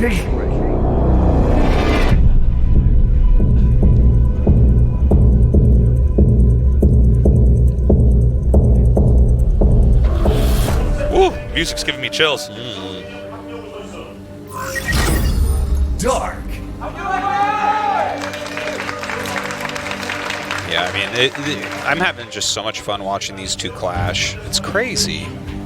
Like WSG, I thought that was pretty good, but this is even better. Jin Air Green. This is Maru. Sorry, WSG, I'll let you finish, but GSL has the greatest Maru vs. Stark match of all time. Yeah, I think so. Like, already these games, I'm so tickled by. Of course, I don't know. I just think we can watch them play against each other over and over again for years to come because they both always get near the top of tournaments. Now that Dark is over getting eliminated in the round of 16 every time. Yeah, he's gotten past that point. So, I was touching on this briefly before the game started, but it actually loaded up a little bit quicker than I expected. So, whoa, it's very Hello important. from Australia, best honeymoon ever. Oh, we love you guys. That's a lot. He's probably at his house. But He's welcome. looking for his car right now. This is the best honeymoon you could ever possibly have, I think. By the way, Australia, that's a long flight. We had a tournament we did in Sydney a couple of years back, and oh, hold on, we got another sign here. Oh. What's his fingers over? What's he trying to hide? He messed up. I want to know his mistakes. So we had this event in Sydney a while back, and I'm one of those guys that look at a map and I'm like, yeah, Australia's not that far from Korea. So we landed in Malaysia airport, and I'm thinking, okay, cool, this will be a few hours. We'll be in Sydney, and we're sitting there, and the pilot gets on, and he goes, okay, so it's going to be about an 11-hour, 10-hour flight to Sydney. And I go, and I look around at the other passengers, expecting them to be shocked and disgusted, and nobody reacted. And that's when I realized, wow. Yeah. That's a long It was pretty funny because it actually happened exactly like that. That was your bimbo moment, but I had a bimbo moment when we got off the plane. Yeah.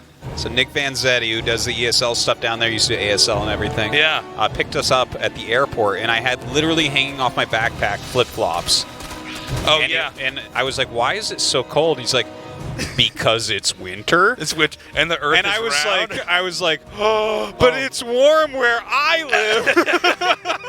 And I didn't bring any winter clothes. Yeah, I remember that. I had to buy a hoodie while I was down there because I was and so it was cold. quite cold. It was quite cold in Sydney. I had no idea. I figured it was always summer vacation there. Yeah, it's so yeah. We're a couple of bimbos. Yeah, we just talk about StarCraft. Yeah, we're much better talking about computer games. So, this time around, nothing seems to be out of the ordinary so far. We do have a tech lab being made, along with the starport. And Dark's going to go ahead and take his third base. Yeah. All right. Yeah. Cool. That's what's happening. All right. Well, the most standard yet, I guess, is what we're seeing. See if he gets cloak here. Okay, so it's Viking first. Mm-hmm. We'll see if he does get the Banshee second. Reaper trying to come in is getting zoned out pretty effectively. Yeah, this could be a little bit of a fake, too. He might just start Cloak or something now that the Overlord's getting up. Yeah. Okay, so the Overlord sees that there is the upgrade going because of the animation, but we're going to see if he cancels for it. That's what, oh, nice. We're going to see if he actually cancels that. Yeah, third command center on the way right now. I think he is going to cancel it. Yeah, Liberator coming He almost up. canceled it so fast I'm where the Overlord saw it. So, that's a fake. No, what this does is it forces the Zerg to respond to the fact that there could be Cloak Banshees even if there's not. Yeah. Which can allow the Terran to get ahead. It might not seem like a lot, but at the highest level of play, it actually is it's a pretty big factor. Particularly when you see that he's going to get a Liberator instead. So if you're concerned about Cloak, I mean, the Spores still help against the Liberator, but it doesn't directly counter it. So we'll just see when the time comes how Dark actually handles that. While the game goes on, Maru is getting stim and setting up with a double eBay to start powering up after he gets his third base. Yeah, double Evolution Chamber lined up with that well also. Yep. And the Baneling Nest on the way, so it's just as standard as can be.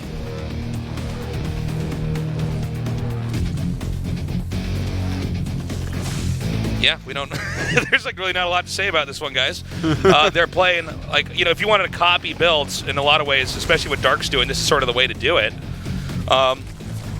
Yeah, Maru's is really good too. I mean, there's little tiny mind games going on like that cloak cancel and stuff, but nothing too crazy. Well, you know, this makes a lot of sense when you consider the fact that it is Game 5, and it's so important to win this. They actually are going to play a very safe, conservative game. Note how good Dark is at allowing his queens to just eat a few Liberator shots, and he gets out and takes that out. So the first Liberator goes down, which is, even though he did get 4 drones, which is definitely worth it, it's not going to be continuing to harass. He's going to have to make more of those if he wants to have any impact in that regard.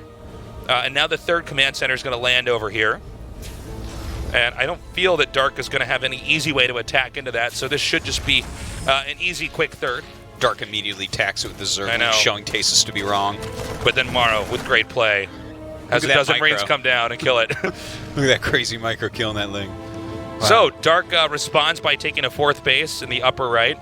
It's worth noting that all the expansions that Dark has taken are hugging the right side of the map, where there are 2 other expansions that are close that he could take that wouldn't have been tucked quite away quite like that. But this also means it can be a little bit tricky here for Dark to try to defend the top from harass and the bottom main base from drops, which appears to be what Dark is going for right now. So Maru gonna scout in here and see what he can do. Not too much. There are Banelings morphing near the 3rd base of Maru, but there's a siege tank there also. And Maru's kind of paying attention because he's setting up a wall. So, excuse us. Sorry, we were looking for the SCVs. Oh my God! I don't even. Wow. Okay. So the 2 siege tank shots there, really a saving grace. That's they for have sure. health insurance over there. Jeez. Okay, this is actually too many Marines, and this defense was not executed correctly. Okay, that could not have gone better for Maru. Yeah, and the fact that Dark did not actually kill any SCVs, he only damaged them. This is looking bad right now, at least for starts here for Dark. Yeah, you're certainly right about that. It looks like Maru's going to gear up and do a big attack up at the top here.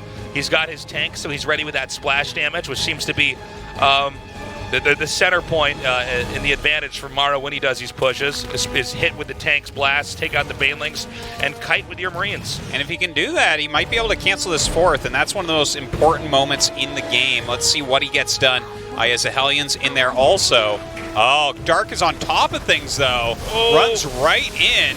Oh, the siege tanks, you know what? though, actually eat a lot of the Banelings. Yeah, it sounds strange. It might sound counterintuitive, but you actually want the siege tank to be hit by some of the Banelings. You just want the Marines to stay alive. Okay, so Dark decides to commit and just detonate on the tanks and take them all out. But this means that Maru's Marine army is going to go uncontested, and Dark is going to lose his 4th base, which is huge. As that's taken out, Maru starts his own command center in the center left. Now, there are mutas about to pop out. If he can actually kill off all these medevacs and Marines, this won't be as bad as it could have been. Notice how he's trying to chase it down so hard. Maru trying to fly over high ground. He knew the Lings would go up there, so he's going to go to the low ground to drop off. Beautiful tactics here by Maru. Yeah, Maru is just so good. Look at how he's targeting down these mutas. Oh, it's awesome how he did this. Wow, he actually got 3 or 4 Mutalisks there. That was as efficient as Maru could ever have made it. That was really fantastic. And like just the juking and jiving there. You see like Dark is forced to chase the Medivacs. The best thing he could have done actually was just split his Ling Bane into 2 pieces. So, but that's a hard thing to pull off. You're totally right. It can't be emphasized enough how good that maneuvering was to avoid the Lings on the ground. Mutalisks usually in big fights need to be paired up with Zerglings. They can harass bases fine, but generally if there's enough brains there, the Mutalisks have to leave. Small amounts like this are fine to take on. And these Mutalisks are going to buy a little bit of time here for Dark to sort of stabilize on the map. Dark is reclaiming that upper right base, and now he's taking one of the bases that's a little bit closer to the center. These are all the bases that are sort of default given to the Zerg early on. If he ends up on 6 bases, that's when it's going to be a little bit trickier for Zerg to try to expand out. But I think this is a smart play. Frankly, Dark is happy to have these Mutalisks get cornered up here if he can buy time to grow back on the map. Now look at this trap Maru's set up here. The Viking to hit the Mutas and then kite back into Thor range. Like this is a hard thing for Dark to micro here. This is going to be a huge waste of Mutalisks, perhaps. Oh, actually, good save. Oh, okay. Never mind. It didn't matter what you said at all. No. Sorry. It's good in theory. Yeah. Practice, it didn't work. In application, not so much. But just like so many things in StarCraft. So the Marines are still stuck up there. Maru seems to be comfortable still because he got this base in the center left. Does Zerg actually know that center left base was taken? I'm not actually clear if we've had vision the center left. Yeah, he did. He did see that. Okay, yeah. okay. Because that's quite important, especially now that it looks like Maru's going to take a 5th. It's kind of getting into that later game composition here. We still see barracks being added and a Ghost Academy on the way. A ton of command centers coming up and some Liberators. All the full hive tech coming up right now for Dark as well. The map is huge. The creep spread is gigantic here also. So it gets very hard to end the game on either side without your, every unit at your disposal. So Terran can split map this a little bit more easily than some of the other maps. A lot of times maps end up into quadrants that Terran is stuck in one and can't get out. In this case, it's a little bit easier to have just the left half of the map. And that might be the kind of game that Maru wants to play. One where that's super late game. I feel like Dark's reputation is a little bit better for the super supreme late game than Maru, but Maru may actually have some tricks up his sleeve. We saw Dark overcome Maru in a similar situation in the last game, so let's see how the teching goes from here on out. Well, yeah, and I would generally tend to agree with you, but I think that Maru has really shored up his late game. Like, I actually think his late game is top 2 to 3 Terran in the world late game in this matchup right now. He's really fantastic at utilizing Ghosts and Ravens. He sets up good stuff, but he plays it a little bit different from TY. TY will do it almost completely positionally, but Maru's is almost a little bit more tempo-based. Like, he'll keep a little bit more bio, it seems, and, like, roam around a little bit more. But sure. he can definitely fall back into the quite positional play also. I mean, this late game's going to be great. He's making Ravens tasteless. He is, man. He's starting to tech up. And that's usually a sign that Terran wants to start to turtle this out. Similar to when you see the Zerg go for the Infestors. Vipers is another good example where they have these abilities that you can take out your opponent's units without really sacrificing any of your own. Same thing with the Ravens. You want to be able to use their spells and abilities. Hold on a second. He's actually going to attack in here. I thought he was going to back up. So these Lings are going to spill in. I'm getting worried that this game may end up similar to the last game we saw. Look at the income here. Dark is at about 4K minerals. Well, that shoots down as he makes more. Dark was at almost 2K gas, but that shot down. And it's shooting down because he's teching into Broodlords, Corruptors, Banelings. Where Maru's income is actually, it's fairly low. I shouldn't say his income's low. The minerals he's banked up and gas he's banked up is low. And I'm worried that maybe a push from Dark here will be pretty tough for Maru to take on. The thing is, if Maru does take it on, it's going to be massively with spells. He's got a lot of Ghosts and Ravens popping out now. So that's where it's like, okay, yeah, the Zerg is sucking up more resources, but the cost efficiency is, with these two types of armies, is generally going to go towards the Terran player if they do it right. Artosis, Maru's taking the bottom left. This guy is a Oh, beast. yeah, okay. He is continuing to expand out here. Oh, wow, even taking out these overseers here. Really good engages. It's all over the place with this. Yeah, none of this. This is like a death zone. You do not want to march in there right now. But yeah, this is really getting into that crazy late game right now.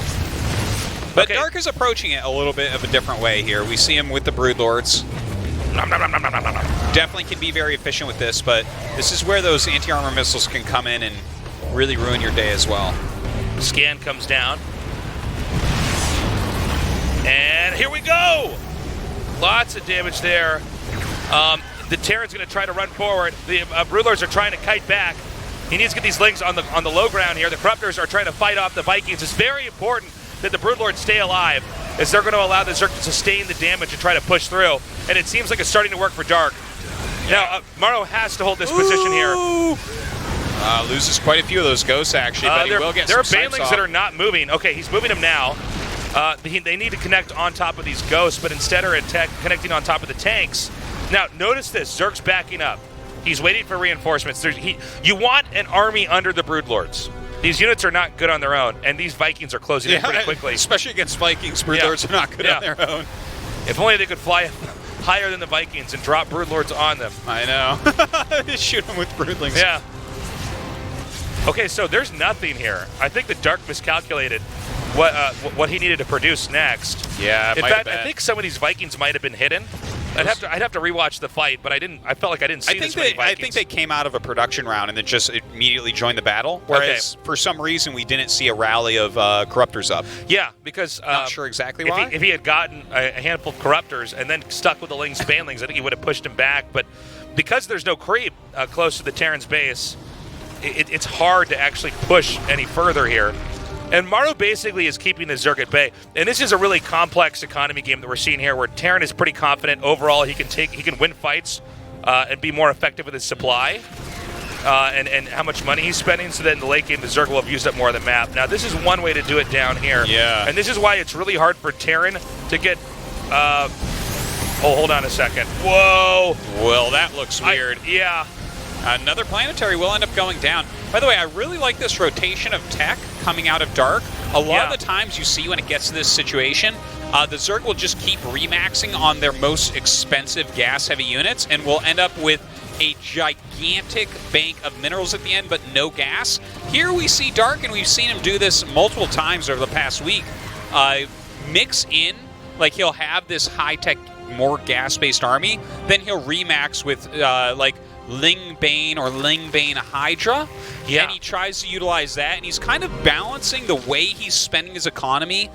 I don't want to say better than other Zergs, but in a different way where he's actually utilizing his minerals for actual effect instead of nothing. Well, you know what's interesting about it is a lot of times when the Terran responds to the Broodlords, they end up with Terran ends up with a slow, clunky army as well, like Vikings and Ravens. The Lings can go around that. Yeah. Terran's trying to edge out here. Corruptors beginning to chase back these Vikings. Yeah, just a single, well, a few anti-armor drones, or missiles coming down, rather. Auto turrets going down there.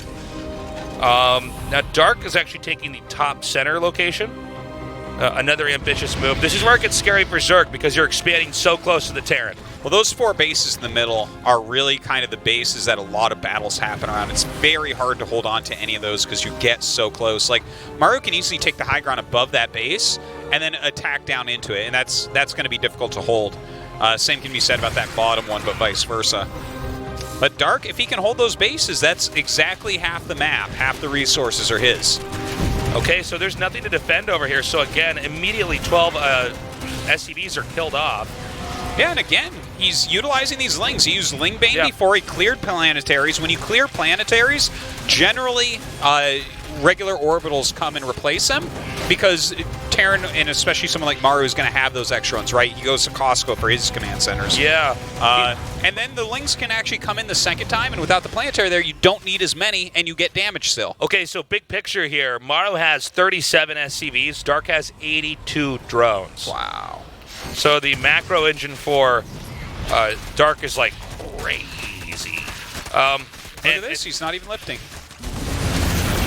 Gets it red. I mean, here's the thing. Like, you see, and like, again, I don't want to say that this is better, but, like, for instance, with Rogue, a lot of the time you'll see at the end of the game he has 9k minerals and no gas. But the way that Dark has been doing this, he used extra gas for things that, you know, like those Banelings previously, but killing off those 2 planetaries has actually opened up a great place to utilize his minerals on Zerglings now for the rest of the game, it seems. Well, also, setting Zerglings out there, they're literally the most expendable units. Yeah. So, okay. So didn't expect ghosts instead of SCVs. But yeah, they're so expendable that you're basically always going to trade favorably in those situations.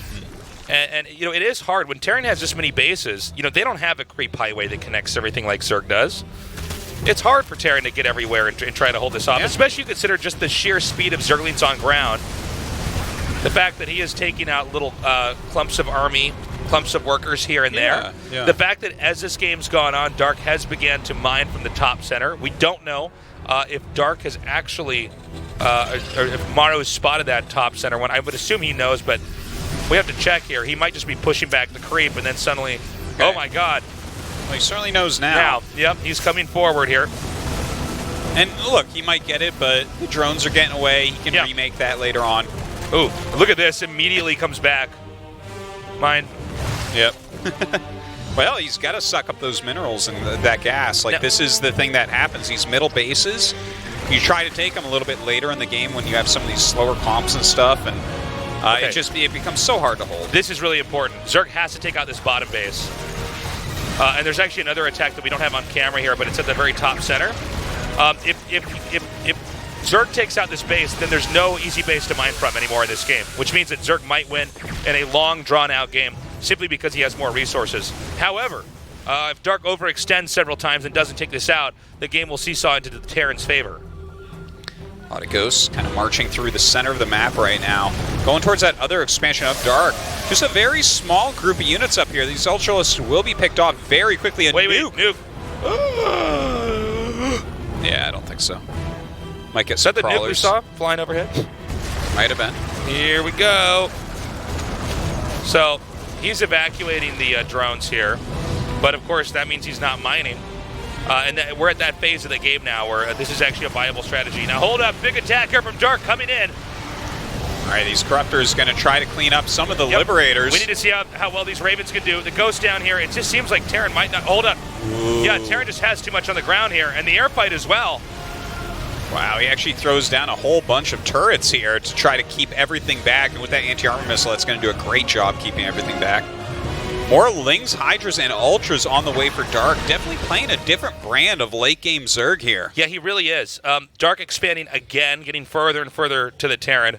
At this point in time, with this base being taken, as well as the very top one, there are almost no bases that Zerg are supposed to be able to get.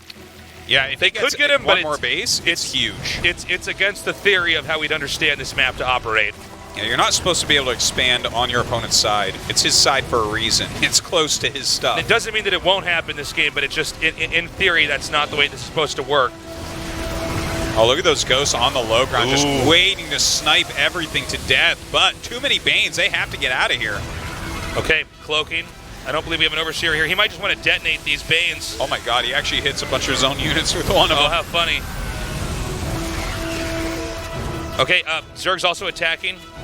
There's a base down at the bottom. We don't have a shot of that, but that looks like it's going to be denied. I'm worried right now that Dark may be overextending here. Oh, he's killing a lot of these.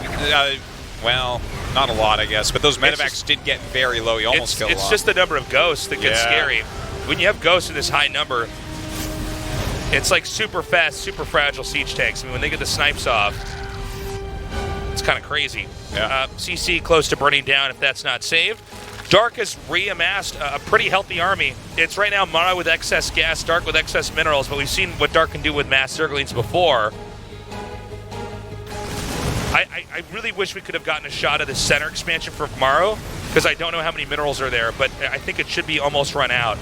You're probably right about that. It hasn't really been harassed too much this game. Okay. Another hatchery goes down.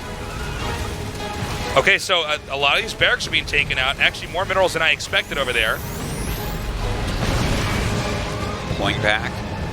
Another nuke going off. Oh my God, he might not know. Okay, he does. Why do I ever doubt you, Dark? More Lings being masked up. Maru has that command center over in that kind of center location here as well. Yeah, it doesn't look like that's going to be able to stay on the ground. So this is picked up. Corruptors can take this out, so this should be a denied position here. Again, though, Maru continuing to soak up minerals from that bottom left base.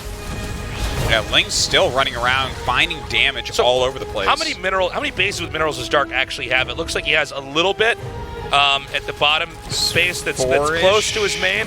He's got a lot over at the bottom center base.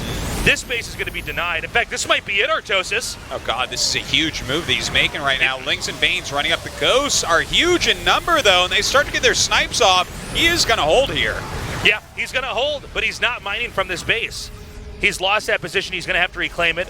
Dark is running back. He's already mining from his bases again. He's spending his minerals, so he's going to have an army. Is Maru actually going to counterattack all the way across to this base? It looks like it. Maru is saying that he has to even this out now. Again, the Ghost in a good position on the low ground. He's going to try to fish out some of the Zerg army and then abuse the Ghost shots here to clean up the rest. Dark has to pull back. He's trying to use these armor missiles. Definitely doing a good job with those. Now, he hasn't actually denied the base just yet. He's shaved off a few units, but Dark is continuing to soak up so many more resources on the map. Only just now has Maru transferred SCVs to the bottom left base, by the way. And now he has taken yet another base, that high ground, over above, near 12 o'clock, basically. Maru doesn't have a lot over there, actually, so he might be able to get that up, too. Okay. Hitting this hatchery over here. Now, Lings and Banes are going to come in from the top. I'm not sure about this angle. It seems like Maru's going to be able to get his reinforcements together. This is so crazy, guys. By the way, Dark is expanding into Maru's bases now, at the very top. Yeah. So it's like Art of War here. He's just moving wherever his opponent is not.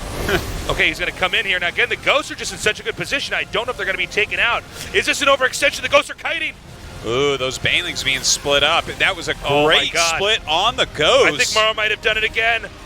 He just has too much. Did Dark overextend? Maru's just so good. He's going to lose this base. 99% chance he's going to lose that base. This is almost mined out. The bottom left has a decent amount of minerals, but keep in mind, Dark has 3 more bases right now with minerals. So Maru hasn't answered the question yet. He's just prolonged the game. And he is wasting no time, by the way. Maru now headed northbound. If he takes down this base, then he can easily take down the last significant mining base of Dark. Oh, he's going to try to hit 2 locations at once, actually. But Dark comes down here, so that army's going to turn around. Yeah, that was actually, he just lured Dark into the wrong position. This area does not matter nearly as much, but Dark is going to go down and attack. Maru's last really healthy base is down here as well, so I think Dark's going to be able to get that. No, Dark's going to go counterattack all the way to the bottom left. Yeah. He's going to actually sack these bases up here, try to refocus his attention to the bottom, because at the end of the day, it's always about these bottom bases. Dark can always try to expand to that top base later on, right? He doesn't have to worry about it now. That base is gone, and Dark was actually re-expanding, and Maru came right in and forced to cancel on it right there. Yeah. Jeez, this game is just madness. Okay, that's not going to work. But how do you see me? You didn't scan. So it's like the Raven's a detector. Really? Right now, I thought it was just a spellcaster. Look at the minerals tomorrow. They're not going up very fast. No, they're not. Because he doesn't have any bases that have adequate minerals. It's not going up at all. That's right. So Maru has to take what he has now and either get a base or end this game. Dark, who has very little, by the way, has to hang on, or Maru might win in a counter push, even though Maru has no real economy right now. Maru is like canceling bases left and right with 20 supply of bio. Yeah. Oh, that one's gone. That's too bad. There goes 7 of that supply. If you notice, Maru's army supply is crazy. 96 to Dark's 62. That is so true. Dark has a lot of workers, but the workers might not really matter later on. So what Dark's doing is he's sending these small groups of Lings in here as far into Maru's base as he can to try to draw that army back. And there's another big counterattack. I love how he tries to get the command center in case it's not lifted. He'll kill that and he can't lift it. Well, a lot of Lings hitting this area as well. The Hydra's coming up for a flank. This could be a big moment with that flank, but if the Ghosts come down, they can definitely deal with this. Gunning down some of those Liberators. This is not the cleanest attack we've ever seen here. Yeah, he's got to get out of So here. he actually killed 12 SCVs, so it's 19 SCVs to 72 drones. But Maru still has the bigger army. And as long as he keeps keeping Maru busy, Dark can get his other bases up and mining, and then he can refill all these units that he's using to keep Maru busy, and then continue to keep Maru busy so that he can actually mine enough to get enough units to actually fight what Maru has, because what Maru has right now is definitely better than what Dark has. This is one of the hardest kind of games to play. Honestly, it's one of the harder games to cast because there's so many various factors that are constantly coming up. Everything is shifting and changing. He's going to stim forward, come down here, take out both of these spines. Dark has to make a decision. Is it worth it? Does he want to just sack the space? He's on the run. He gives that up. He's going to back up. Again, Dark has reclaimed the top center. Oh, no, these drones need to turn around. Ooh, tries to split some of his Hydras, really microing down to every last unit at this point, but micro battle against Maru is probably not one you're going to come out ahead in. Maru's going to go north, but this may make an opening here at the bottom for Dark to counterattack into. And that's what Dark's looking to do right now. And I thought he was going to bring drones with his army here. Now, the Ravens can use spells to try to keep this at bay. Oh, dude, he's so good. Auto turrets down here. He just wants to buy time. He's going to try to zone out the bottom, which means Dark may have to sack every base, right? Yeah, he's losing a lot. All of Dark's default bases, minus his bottom center one that keeps being knocked out, have been mined out from. I can't believe that auto turrets are literally what's canceling this at this point. Yeah. These guys have so little of anything. Maru's at 15 gas right now, by the way. He can only make Marines. Yeah. Ooh. Really nice parasitic bombs. If he loses the hatchery at the bottom, he doesn't have enough minerals to remake it, correct? Well, 79 is not enough minerals, so yeah, absolutely, Yeah, you're right. call it a hunch. But if he Call it a hunch. he's coming down now. so this is so important. Dark has to hold this. Maru is pushing forward. I don't see this army over here in time. Yeah, that is definitely going to get canceled here. He needs to cancel, too. Oh, God, my it gets God, killed. it was killed. Yeah. And he's at 254 minerals. Wait, though, if he can get the ghosts, there's still hope. Oh, he's surrounded these ghosts. I don't see him being picked up by these medevacs. As you say, that picks up only 2 of them. Auto turret's going down to try to fight off the rest of this. Did it. I think so. That's it. GG. Wow. Maru takes game 5 in what was the most insane game in this best of 7 we've had.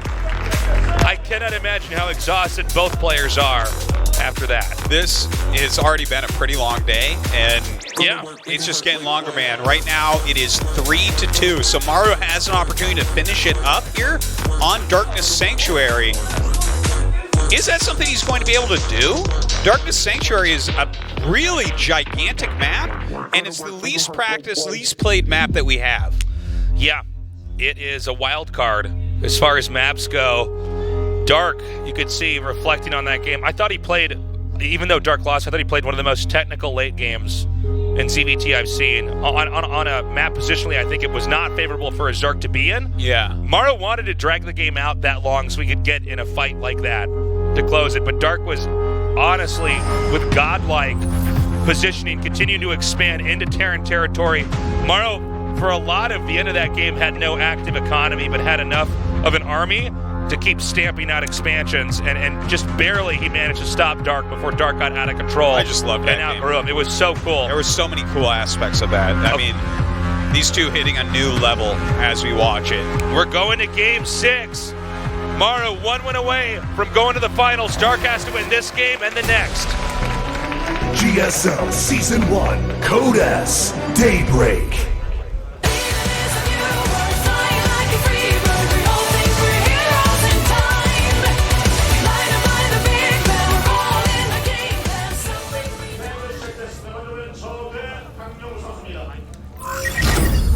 Dark.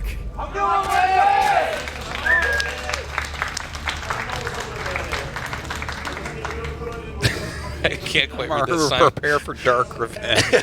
It was like an angry ghost. Yeah, so it looked like a repulsed ghost, or I don't know what it was. He was definitely having a negative emotion. Wow, it just a packed right. audience today. If one of the players has to pause the game, they're going to have to crowd surf up everybody to get to the restroom. So, hatchery right away here for Dark. Maru getting his barracks up. It's an interesting thing here is this is a 4-player map. Right. So this is not a very good choice for something like a double proxy barracks, because I think if we were on a map where you could double proxy barracks and possibly make it work, I think that could have been the strategy we'd see out of Maru here to try to finish it, but gonna have to open at least somewhat normally. How do these guys play this, though? A giant 4-player map like this? Well, that's a good question. I think Dark probably wants to go for a long game. The way that the last map is structured, it goes on. Oh, isn't for a long that time. sweet? They're The sharing guys are sharing. earbuds. Sharing is caring. And I don't think we actually, when it gets this full, we have enough earbuds. No, we don't. We don't have enough headsets for everybody. Sorry about that, guys. So some of you get to have a good time, and the rest of you get to listen to us. Some of you guys get to share.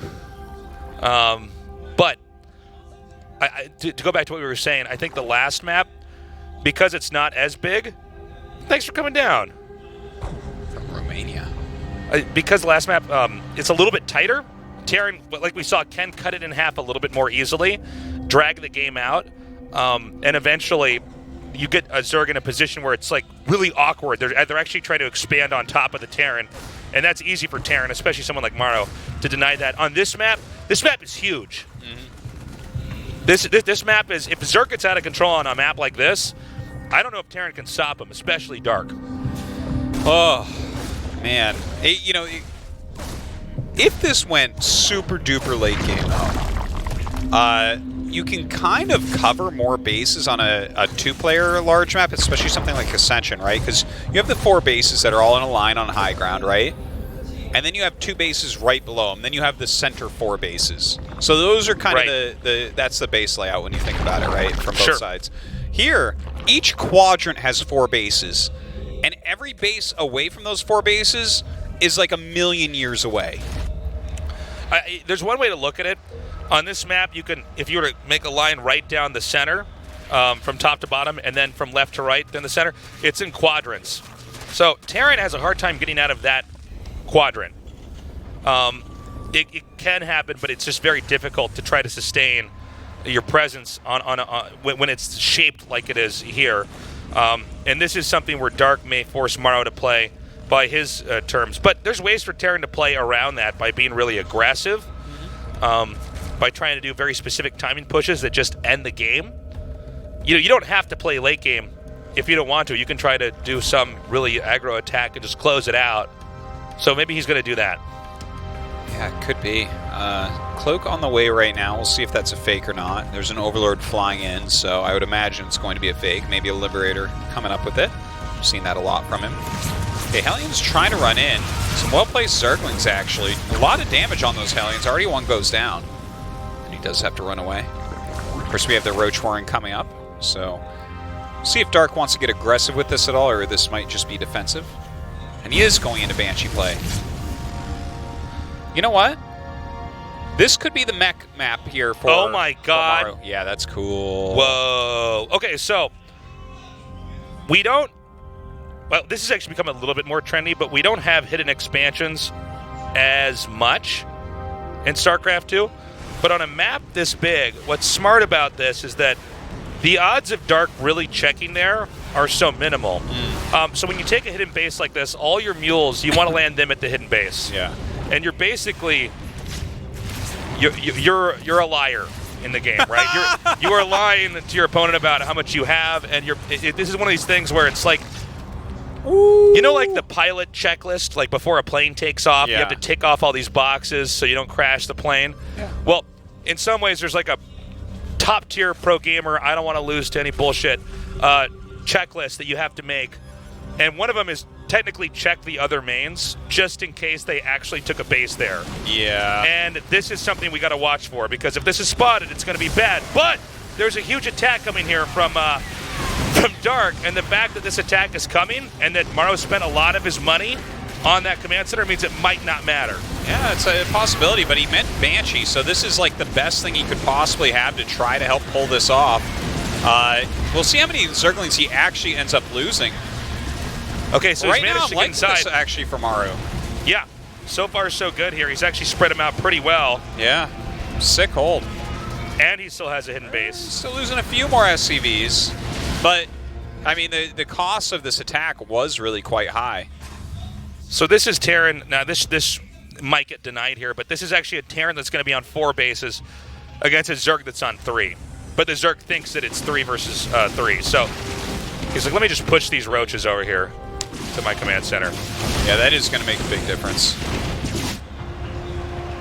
So, will we have this location checked for? I don't...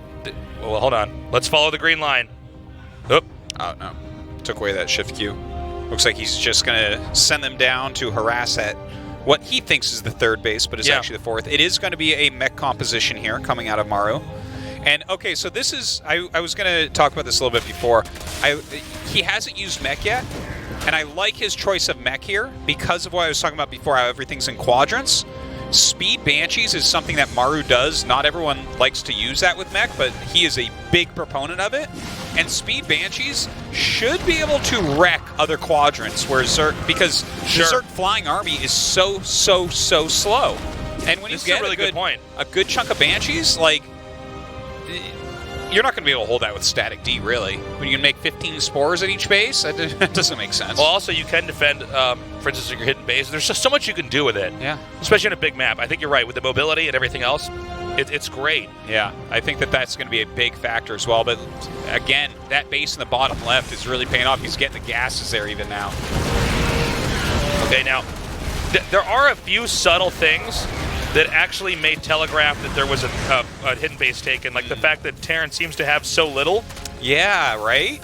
Because it seems weird how little he has. Yeah, I mean, the fact that he's coming in here and still hitting this with Lings, sure, Terran went Banshees, but you're supposed to have a little bit more. Now, I don't know if Dark is going to detect that with the amount of adrenaline that's going on, the pressure, everything else. I think the adrenaline and pressure and stuff is definitely part of it, and then don't forget he did a massive attack early on.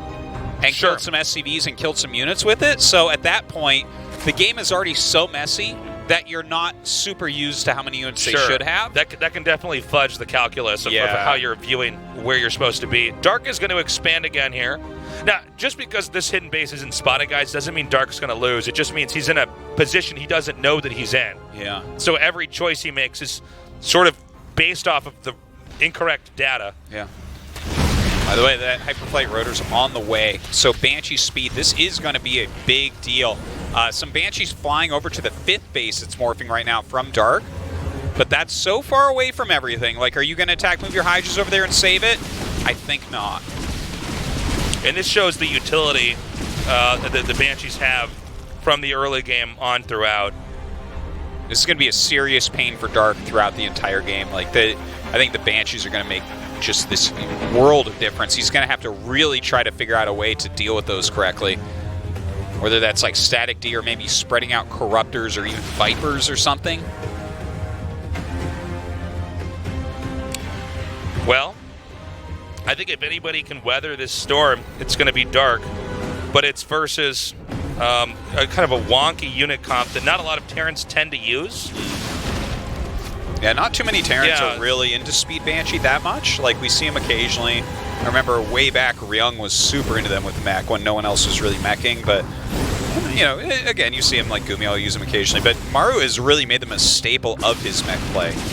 I really enjoy his mech play because of that. He's a bit more mobile with the damage that he can output. Okay. Banshees have been driven back. Dark steadily grows out. If Dark can keep the creep spread up, it's going to be so incredibly difficult for Terran to push across. Yeah. Even though it's a lot of work to spread the creep out that much, it's even more work for Terran to try to wipe it out and then push across. Well, that's part of the reason why these Banshees, again, are doing well. They can kind of just fly over. They don't really care about the creep that much. They can clear some of it on the way as well. These Hydras trying to come up to help out. You can see they're basically faster than Hydras that are on creep. And they fly over anything, so it's like, well, it's pretty hard to catch them, that's for sure. Look at that, 4 spores being making right now.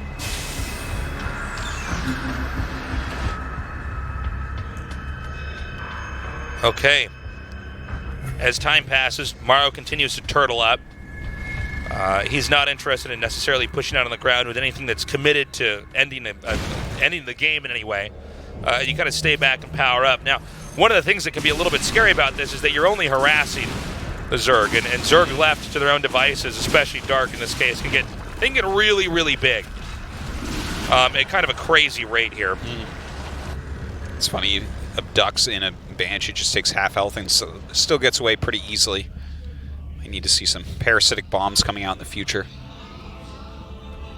Oh my God. Dark's still not scouting that base. Yeah, he's actually setting this Overlord here to check on the status of this base right here. Now, we haven't gotten a shot of that bottom left base, but I have to imagine there's still mules landing there. Yeah. Basically, the way it works is that you keep landing mules there. The moment it's spotted, you just lift off and try to head it back home and expand somewhere closer. And, it would be funny if, like, once he's done there, he could float it to the expansion right next door. There's nothing there scouting it. So Dark also is making a marker down here. He's dropping creep at that bottom base because he's looking for Terran to get out of the quadrant. Maru's already out of the quadrant, but he's trying to keep track of the overall economic tempo here, albeit already misled. Dark is also now taking the upper left quadrant of the map. Ghost Academy coming up, as well as Fusion Core, some more barracks also. So everything on the way. You can even see Maru right now starting 1-1 for bio units. This is specifically for ghosts. Yep. We've only seen Maru in, what was it? Was it TY, I believe, was the other player that did this, where it was mech play against Zerg, and then eventually it was like, well, this game is going big. We're going to get 3-3 ghosts also. Okay, Banshees are coming in now. Look how quick they kill a hatch. This is so kind of crazy. funny. By the way, Queens are coming up. I don't know if he's going to get the transfuses off. He might. Oh! Nope. Banshee attack. Wait, what is going on in this? Okay, he's going to move him now. They were just sitting there for a second. Oh, the Banshees get shot down. That's actually pretty big. Yeah, it is. Nicely done. Because the Banshees were the real nuisance on the map. Well, that's the only place he's really taking damage, isn't it? A bunch of parasitic bombs going off right here. Some additional Banshees in the mix. Chasing down everything that's trying to run away. So Dark is actually behind in supply. He was more behind a few moments ago, but he's beginning to reproduce. This base is still slowly being mined away from.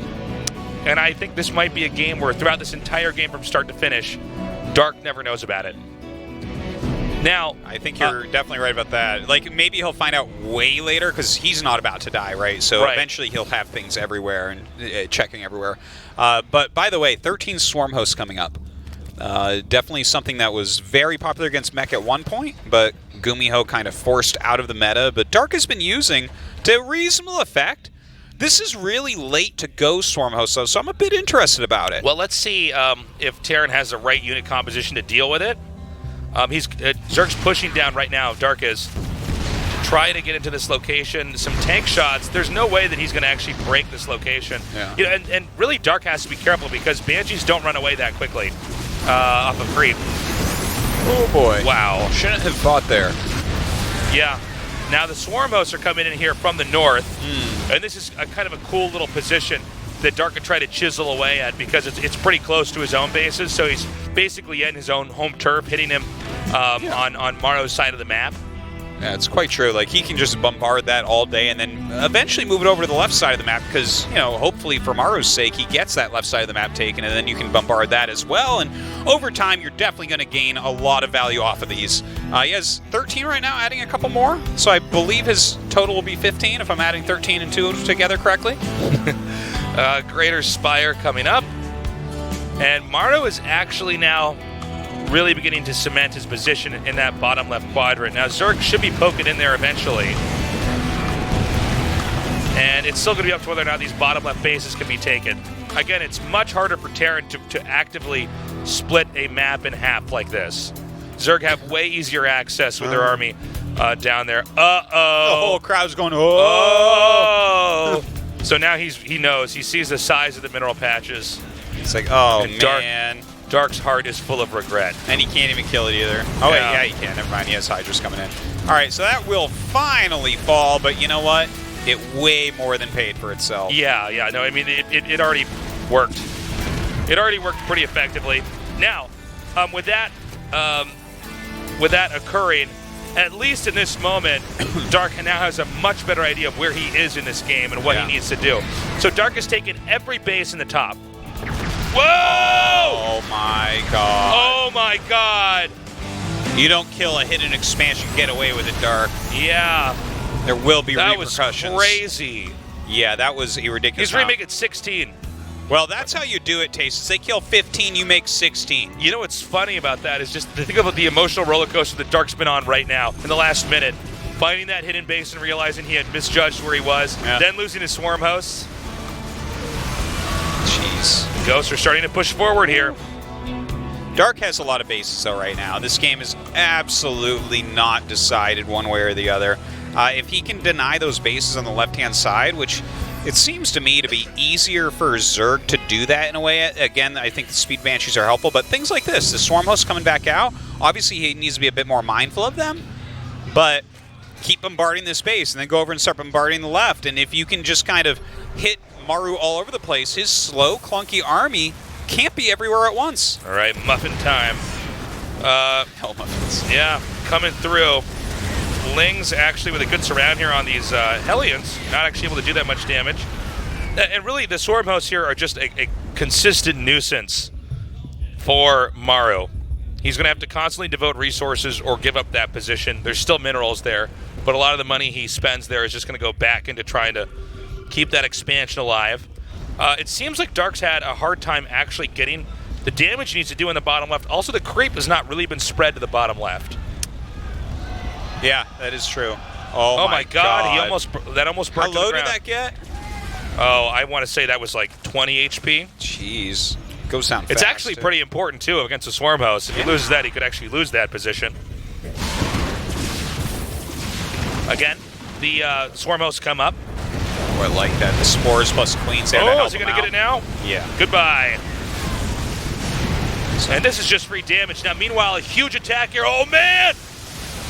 Big connects there. Okay, he gets a lot of mules. I feel like... But those were mules. I feel like... That is mana.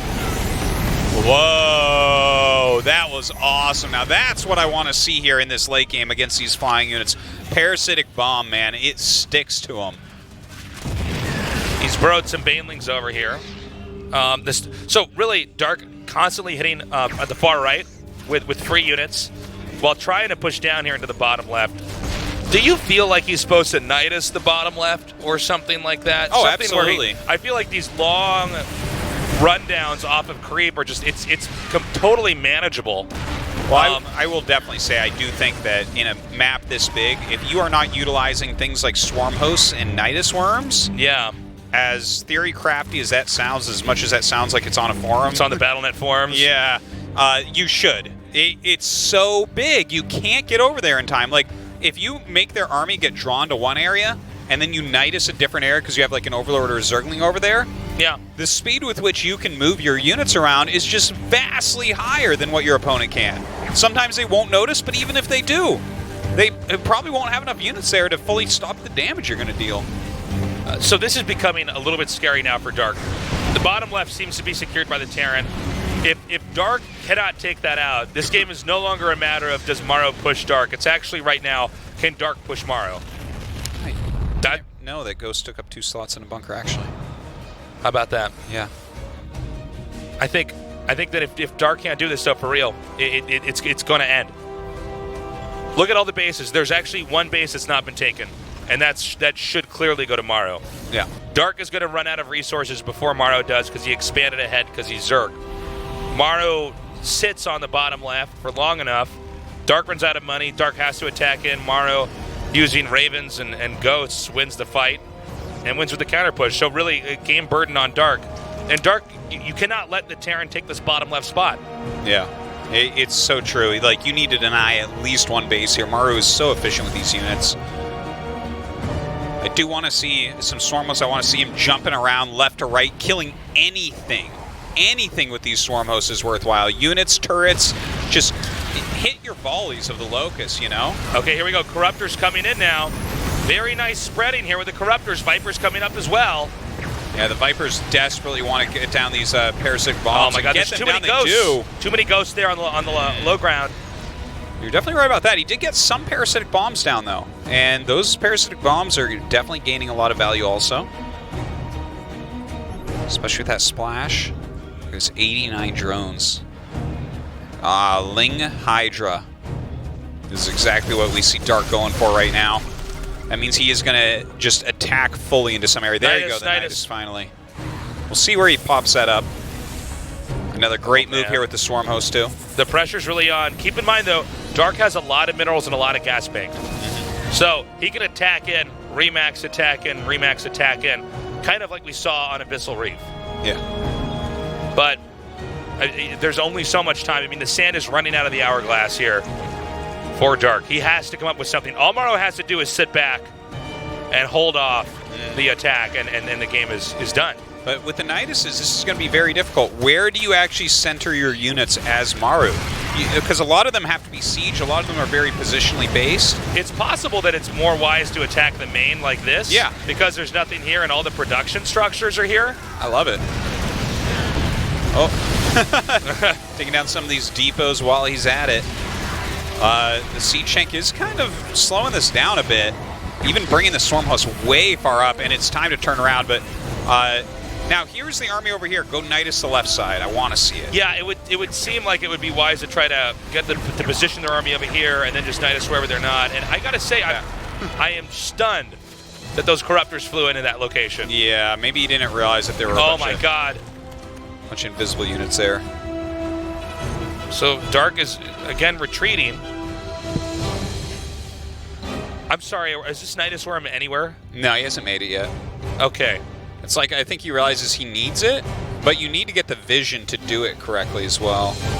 So is he going to send this drone over here to try to get vision? Well, I think that's probably the dumbest unit to send. It's not particularly fast or tanky. Doesn't fly. I would say no, not the drone. Well, we saw it going down there. There we go. Here we go. And oh my god, he didn't start it in time. Yeah. Looks like he's just multitasking like really super fast right now. He's like sending that down. Okay, I'll go over here. I'll try to get back there and pop the Nidus.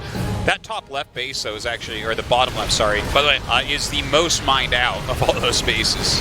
By the way, oh man, Dark on the run again. The fact that he sent the Overseer down there and lost that should telegraph that that was a Nidus play. Yes. If Maru saw that, which who knows. He might not have, you're right. Yeah. The upgrades are really getting high now. 3-2 on Flyers for Dark is going to be finishing up. Starting that +3 as well. So Dark's got 8 bases, Maru's got 8 bases. Dark needs to kill a base, I feel like. He has to. Because Maru should be mining out. It should be inbound in this game. And the fact that Maru has made enough production structures at the bottom left, look at this. He's walling himself off. He's going mass nukes. Yeah. But also just containing himself. He knows the game he's playing right now. It's a game of patience for him.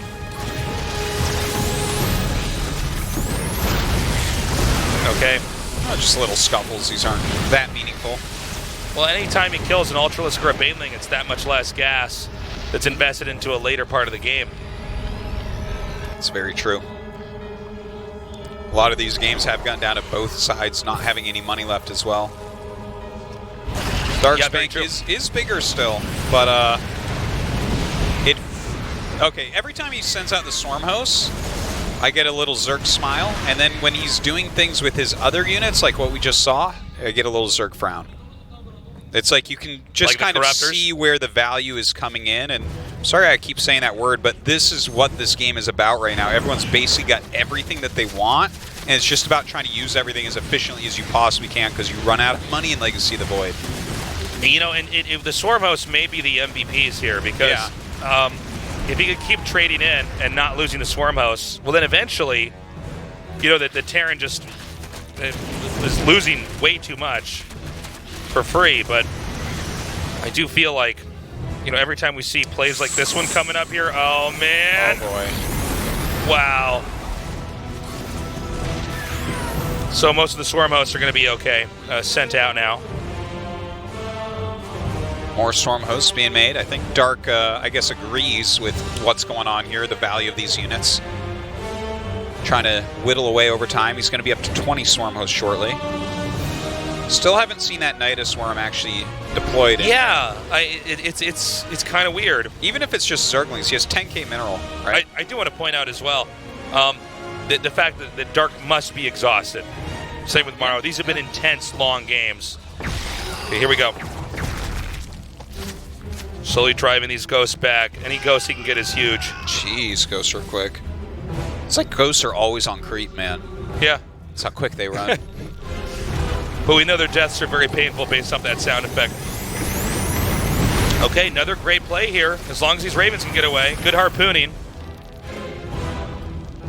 All those Ravens in the red, by the way. The ghosts come up again, but immediately turn around when they see the Locust coming out. Oh, wow, no vision there. Oof. A lot of red units. A lot of 30-minute games in this series, I have to say. Okay, nuke coming down.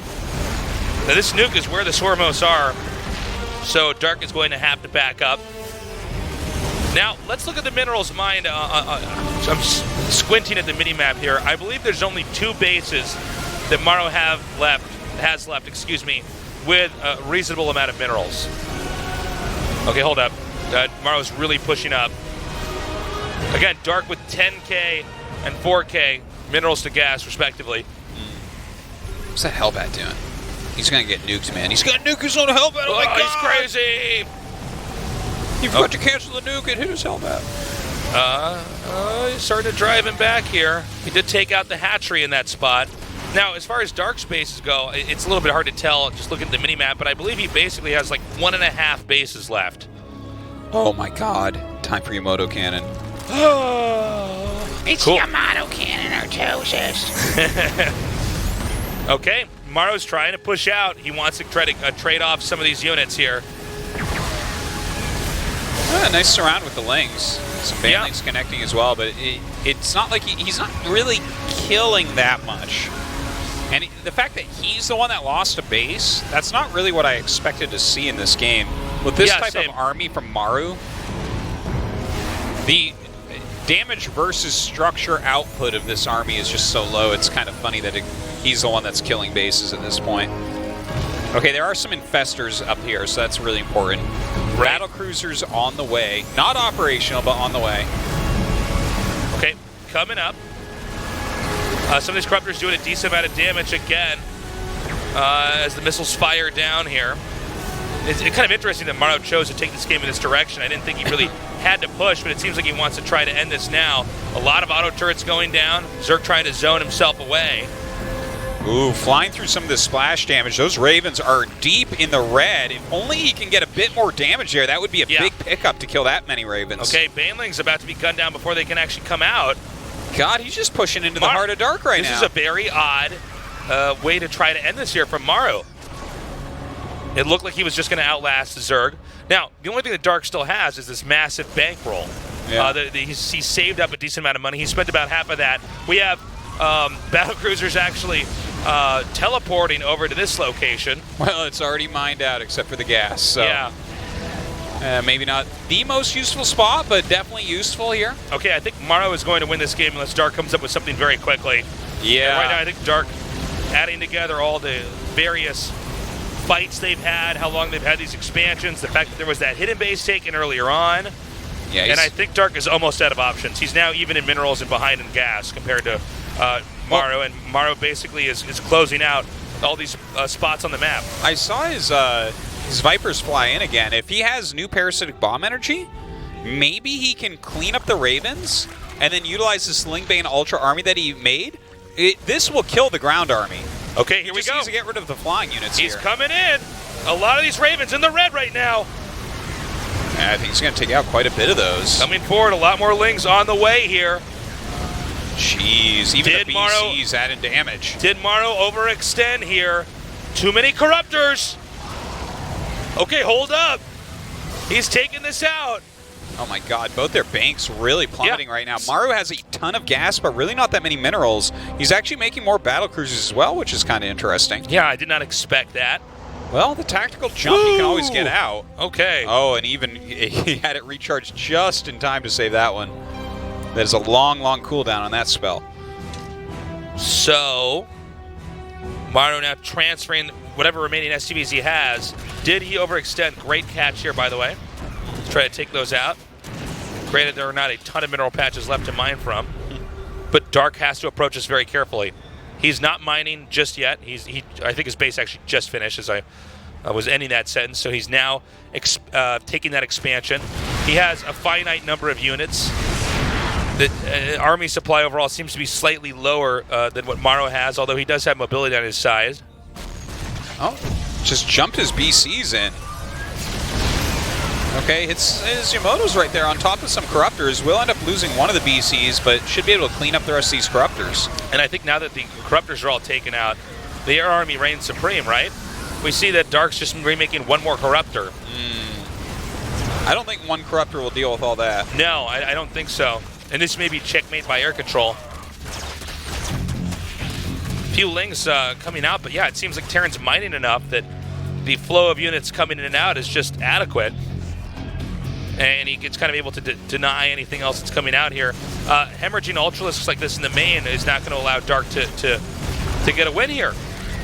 No, he just doesn't really have much left. I think all that Maru has to do is push out one more time, wipe out that center left base, and not lose to a counterattack, which I think realistically a counterattack that Zerg would succeed with is close to 0% chance of happening, at least successfully. Yeah, he cannot kill everything that Maru has. It's just impossible. Like, all he can do is run around right now.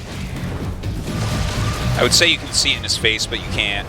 Looks like he's still concentrating. Insult to injury. Oh. He's going to close it out with a mass nuke at this base. Dark trying to send his army out. Please go back to the nukes. Please let me see the nukes. Okay, we didn't watch the nukes. Okay, I don't know why we didn't get the nukes on camera, but whatever. The killing those straight Raptors is more important. GG. Dark taps out, and Maru moves on to the GSL Codes Finals. Wow. Facing off against Stats. For the first time. That's crazy. This guy always gets knocked down in the round of 4 more than anyone else ever in Codes history. And finally he makes it to the finals. Something really he's deserved for years as one of the top Terrans, one of the 4 horsemen. He is just playing out of his mind lately. Obviously, a very difficult moment here for Dark, but what else can you say other than Maru is playing a better game that it's just there's nothing that Dark can do. Yeah. This is great play. So impressed. Okay, so we are going to go to an interview with Maru and see what his thoughts are now that he's in his first GSL Codes Finals. It hurts. Wait for it. Come on. I didn't lie to you guys. Maru, get over there. Just waiting for him to get ready. And then we will let you guys know what they're saying. 첫 번째 4강이었던 조성주 선수 2010년 데뷔 So this was Maru's 5th semifinals. GSL 결승에 올라갑니다. 자, 조성주 선수 바로 He made his very first pro gamer 축하드립니다. matches here in the GSL. Now he's in the finals. Congratulations. Thank you. 네, 정말 축하드립니다. 먼저 첫 GSL 결승 소감 어떠신가요? First of all, 일단 너무 I want to hear how you're feeling now that you're in the finals. 어떤 말을 해야 될지 모르겠는데. Well, I'm really overwhelmed right now. 형한테 너무 I honestly don't know what to say, actually. 이병렬 선수가 But I just 지금 want to say 이 thank you 순간 to 가장 Rogue. 생각이 나세요?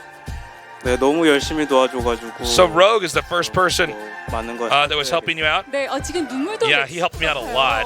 아, 너무 감격스러워서. 네. I think I need to buy him something nice. 징크스를 깼습니다, 여러분. You seem almost tearing up. 좌절했을 Yeah, I'm 때도 so overwhelmed with 생각이 났을 emotions. 것 같은데 결승 아쉽게 많이 놓쳤었잖아요. 네. 그때 어떠셨나요? 그때 제가 지고 나면 다른 선수가 You 인터뷰. could probably think about all the hard times you had in the past trying to get this far. Yes. 근데 이렇게 Whenever I was living in the semifinals, I would watch my opponents have that winner view. And it would make me very sad. 외치신 모습 짠합니다. So now I'm in that 마지막에 position. 기쁨이 느껴지셨어요. 이병렬 선수의 도움을 많이 받았다.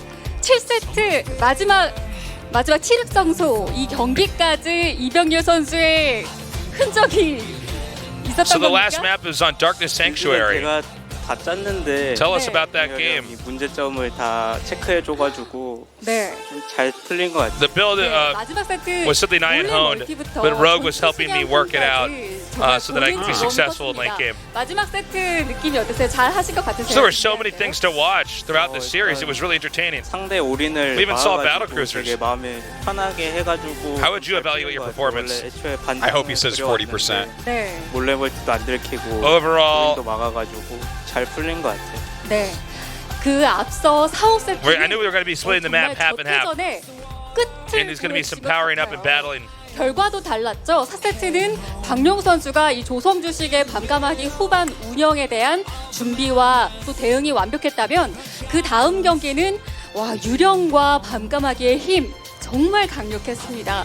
그 세트들 후반 경기하신 건 어떤 We've been showing various 느낌을 builds. 받으셨는지 궁금하네요. 제가 후반 가면은 We could see a lot of very Maru-like play. 방송 경기를 For instance, the 하면은 Raven-based 긴장돼가지고 play. 잘 못하겠더라고요. Tell us about that. 그래서 좀 잘 안 So, 풀렸는데 whenever I have a broadcasted match, I actually get very nervous. A lot of times I can't pull out the performance that I want to show, 그렇군요. or at least 또 not what I did in 있죠. practice. 수료선은 So I'm relieved that I was able to deliver 정말 today 잘 in 쓰시는 것 advance. 같아요. 또 조성주 선수만 쓰거든요. 네. 다른 테란들은 안 쓰는데 조성주 선수만 쓴다. So we could 이건 see double medevac drops a 나만 lot 할 from 수 you back 있다. there. 이런 It 의미이기도 seems like 할까요? that's your signature play. 일단 SCB 정찰을 해서 네. 선사맷을 못하게 하면 괜찮은 빌드 같은데 네, 어비셜에서 너무 허무하게 Yeah, I use a lot of SCVs to try to scout. 좀 아쉽다 이런 말씀을 해주셨습니다. 오늘 사실 상대 준비는 정말 좋았던 것 같아요. I didn't catch the last part, guys. Sorry, we're going to go to the next question. 정말 날카롭게 예측하셔서 So we saw that Dark also prepared very well. 조성주 선수의 후반 운영에 대한 그런 분석도 완벽했거든요. He even helped your proxy 오늘 barracks. 박명우 선수를 총평으로 한다면 되게 잘하시는데 네. What would you say your take on Dark as a Zerg player? He says he's an excellent Zerg player, but personally I think Rogue's a better Zerg than Dark. 정말 최고의 연습 ouch. 상대가 있었기 때문에 또 오늘 이런 Savage. 좋은 결과가 있게 된 것 같습니다. 자, 이제 드디어 첫 결승입니다. GSL에서 밟은 결승전. 상대가 That's why I suppose the key to you winning was 마음에 드시나요? you having one of the best Zergs in the world to prepare. Now you're spacing stats to the finals. How do you feel about it? 좀 아쉽고요. 네. 그래도 첫 결승 I was actually hoping to face Sue, 열심히 준비해서 이겨야 but since it's my very first GSL finals, 우승은 따는 I'm going to train really 당장이었는데 hard. 좀 아쉽다. 이런 뜻입니까? 제가 저그 전에 자신이 있어가지고 유세영이 Curious, saying, are you unsatisfied since you're not getting not getting Sue? You're having 저그전 stats. 실컷 저희가 감상을 했으니까 And he said, 앞으로는 well, I just had a lot more 이제 confidence against Zerg. That's all. 결승전 저희가 기대를 하고 있으면 될 것 같습니다. 자, 마지막으로 팬들에게 결승전 각오 전해주시죠. 진짜 오랜만에 결승. So, what are your thoughts going into the 가보는데 finals? 이렇게 국내 결승 I want to tell everybody it's been a while 진짜 열심히 해서 우승하도록 하겠습니다. 네, 알겠습니다. be on the final 자, 그럼 stage. 결승전 I'm gonna pour 뵙겠습니다. everything, 다시 한번 축하드립니다. into this GSL finals. So please keep supporting me and cheering for me. 네, 이렇게 Congratulations once more. He says thank you. 두 번째 결승 진출자 조성주 선수까지 Cool. 만나봤습니다. Well, 저는 다음 I tell you, this round of four might have been the best round of 4 games that we have I had think in so. recent memory. I mean, the fact that on both sides it was so close. I guess the only thing I could say that could have made it better is if we went to yet another game, but really a nail-biting final match like that was so cool. Well, both these guys coming out with very different play styles as well. Yeah, and they definitely did mix it up some. You can see they continue to improve, continue to be creative, and get some new cool stuff going on. I don't know. I just love the play of both these guys, and I want to see them play again. I think we should kick stats out of the finals and just make it Dark Maru. You know, it was really cool to see how much Maru's brushed up on his late game, like supreme late game. Yeah. He seems to know exactly what he's doing. And when you consider that he's against a player like Dark, that's kind of wild. But I guess that's what happens when you have Rogue as a teammate. It's very true. Yeah, Rogue is the best supreme late game Zerg in the game, probably across all matchups, to be perfectly honest. And to have him as a practice partner, there's no question that is helping Maru to really refine this, because he was always pretty good at late game, but I always thought TY and Innovation were better at the late game scenarios, and he was more of a mid game guy, but I don't really feel that way anymore. Yeah, I have to agree. I always thought of him as a kind of mid-game guy. But Not anymore. I mean, he's gone to the next evolution. And, this is what happens. Like we were saying, when you got Rogue as a teammate, then you know how to draw the game out and what to do against a Zerg like that. And so this is our finals. Oh, my God, it's going to be so good. Stats are Protoss against Maru, our Terran. The 2 Zergs that made it to the Final Four are out. Yes. So at TVP Finals, Maru, will he continue this dominating run, or will Stats pick up where he left off last year and just dominate the Korean scene? Hard to say. Yeah, we'll find out. I know a lot of people are going to be watching this. A lot of people very excited to see Maru, who debuted in the GSL a long time ago, has now become an incredible Terran. Yeah. He may be the best Terran that we have in the world. Stats is someone who over the last 2 years has had a lot of success and been a very scary Protoss player. Mm-hmm. He's here to reassert his dominance at the start of 2018. Well, I think that we could keep these graphics up forever. They're just so handsome players in That's these right. leather jackets, in their leather jackets, going to the finals. Yeah, man. I mean, this has been a great day of StarCraft once again. Yeah. And GSL's been great. We're going to have Super Tournament coming up. Here you see there's some events going on, I guess, at the finals. Yeah, we're going to have all sorts of cool stuff. Look at that. A lot of giveaways. You win that probe, it's really loud, and that backpack is pretty cool. You can put the probe inside the backpack if you want them both. Yeah, that would be pretty lucky. So do come down to that. And you can start getting your tickets at 12. Oh, that's right. Okay, so finals start at 5. You cannot even get into the studio till 3:30, but you're going to need a ticket. And the tickets, again, start at 12. There'll probably be even a lineup for the tickets, because I know a lot of people ask, like, how do I get a ticket? They're free, but if you're not here early enough and tickets run out, sorry, dude. And it will fill up, by the way. So, hold on. And we're going to have a secondary room, location. Yeah, for people to watch in. So, but that may fill up as well. Yeah, no, it's happened before that we filled up both those. Here's what we're trying place. to tell you: get down here early, get your ticket, so that you can get in and watch. Yes. And have a good seat. If you snooze, you lose. Mm-hmm. Super Tournament. It starts on April 5th. It lasts until April 8th. Stats and Maru get seeds. We're going to have the qualifiers for them on Monday. That should be really fun. 16 players, best of 5s from the round of 16, and, of course, the finals, a best of 7. It's one of my favorite tournaments to do all year. It's awesome. We have a lot of fun. It's cool because a lot of people fly out, and then they come every day for the tournament from day 1 to day 4, and we kind of marathon through it. It's very different from a lot of the tournaments we do out here in Korea. Many of our tournaments take months to complete, and this one is a marathon. We'll find out that week who the best in the world is. Indeed. So the StarCraft is not even slowing down. In fact, some might say it's picking up speed. Yes. Just been a great day, man. I'm so glad we could actually match the semifinals that we had with Stats versus Sue. This was such a special series, and I think you're correct that we've never actually had a semifinals this good on both sides. Yeah, it was pretty awesome. And, I mean, this was great StarCraft today. I'm sure that you're like, wow, I just wish I had more StarCraft. Well, don't worry. Tomorrow we have ASL. Yep, we're going to be back in the evening at 7 p.m.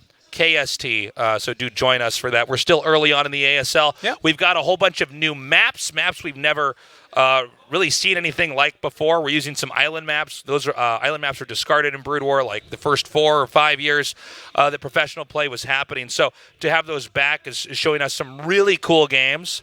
And I don't know. It's been a blast doing ASL, our sister tournament to the GSL. Yeah.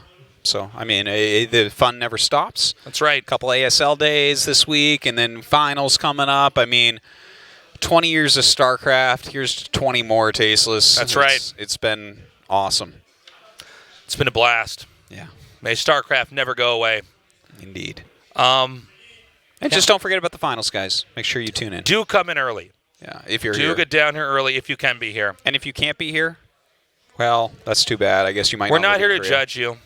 Although, not everybody can be here. Yeah. But at least that way you can watch online no matter what. But if you're going to be here, because this happens every year.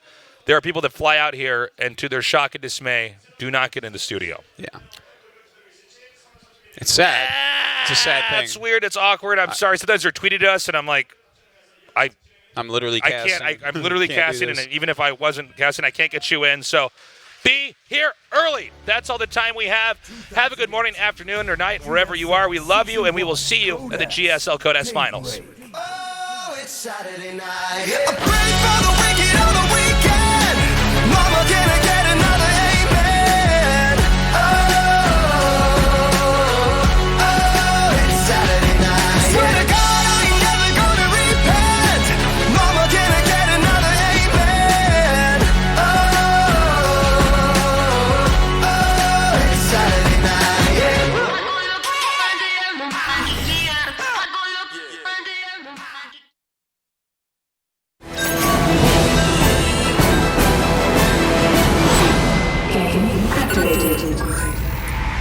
There's a place at the end of the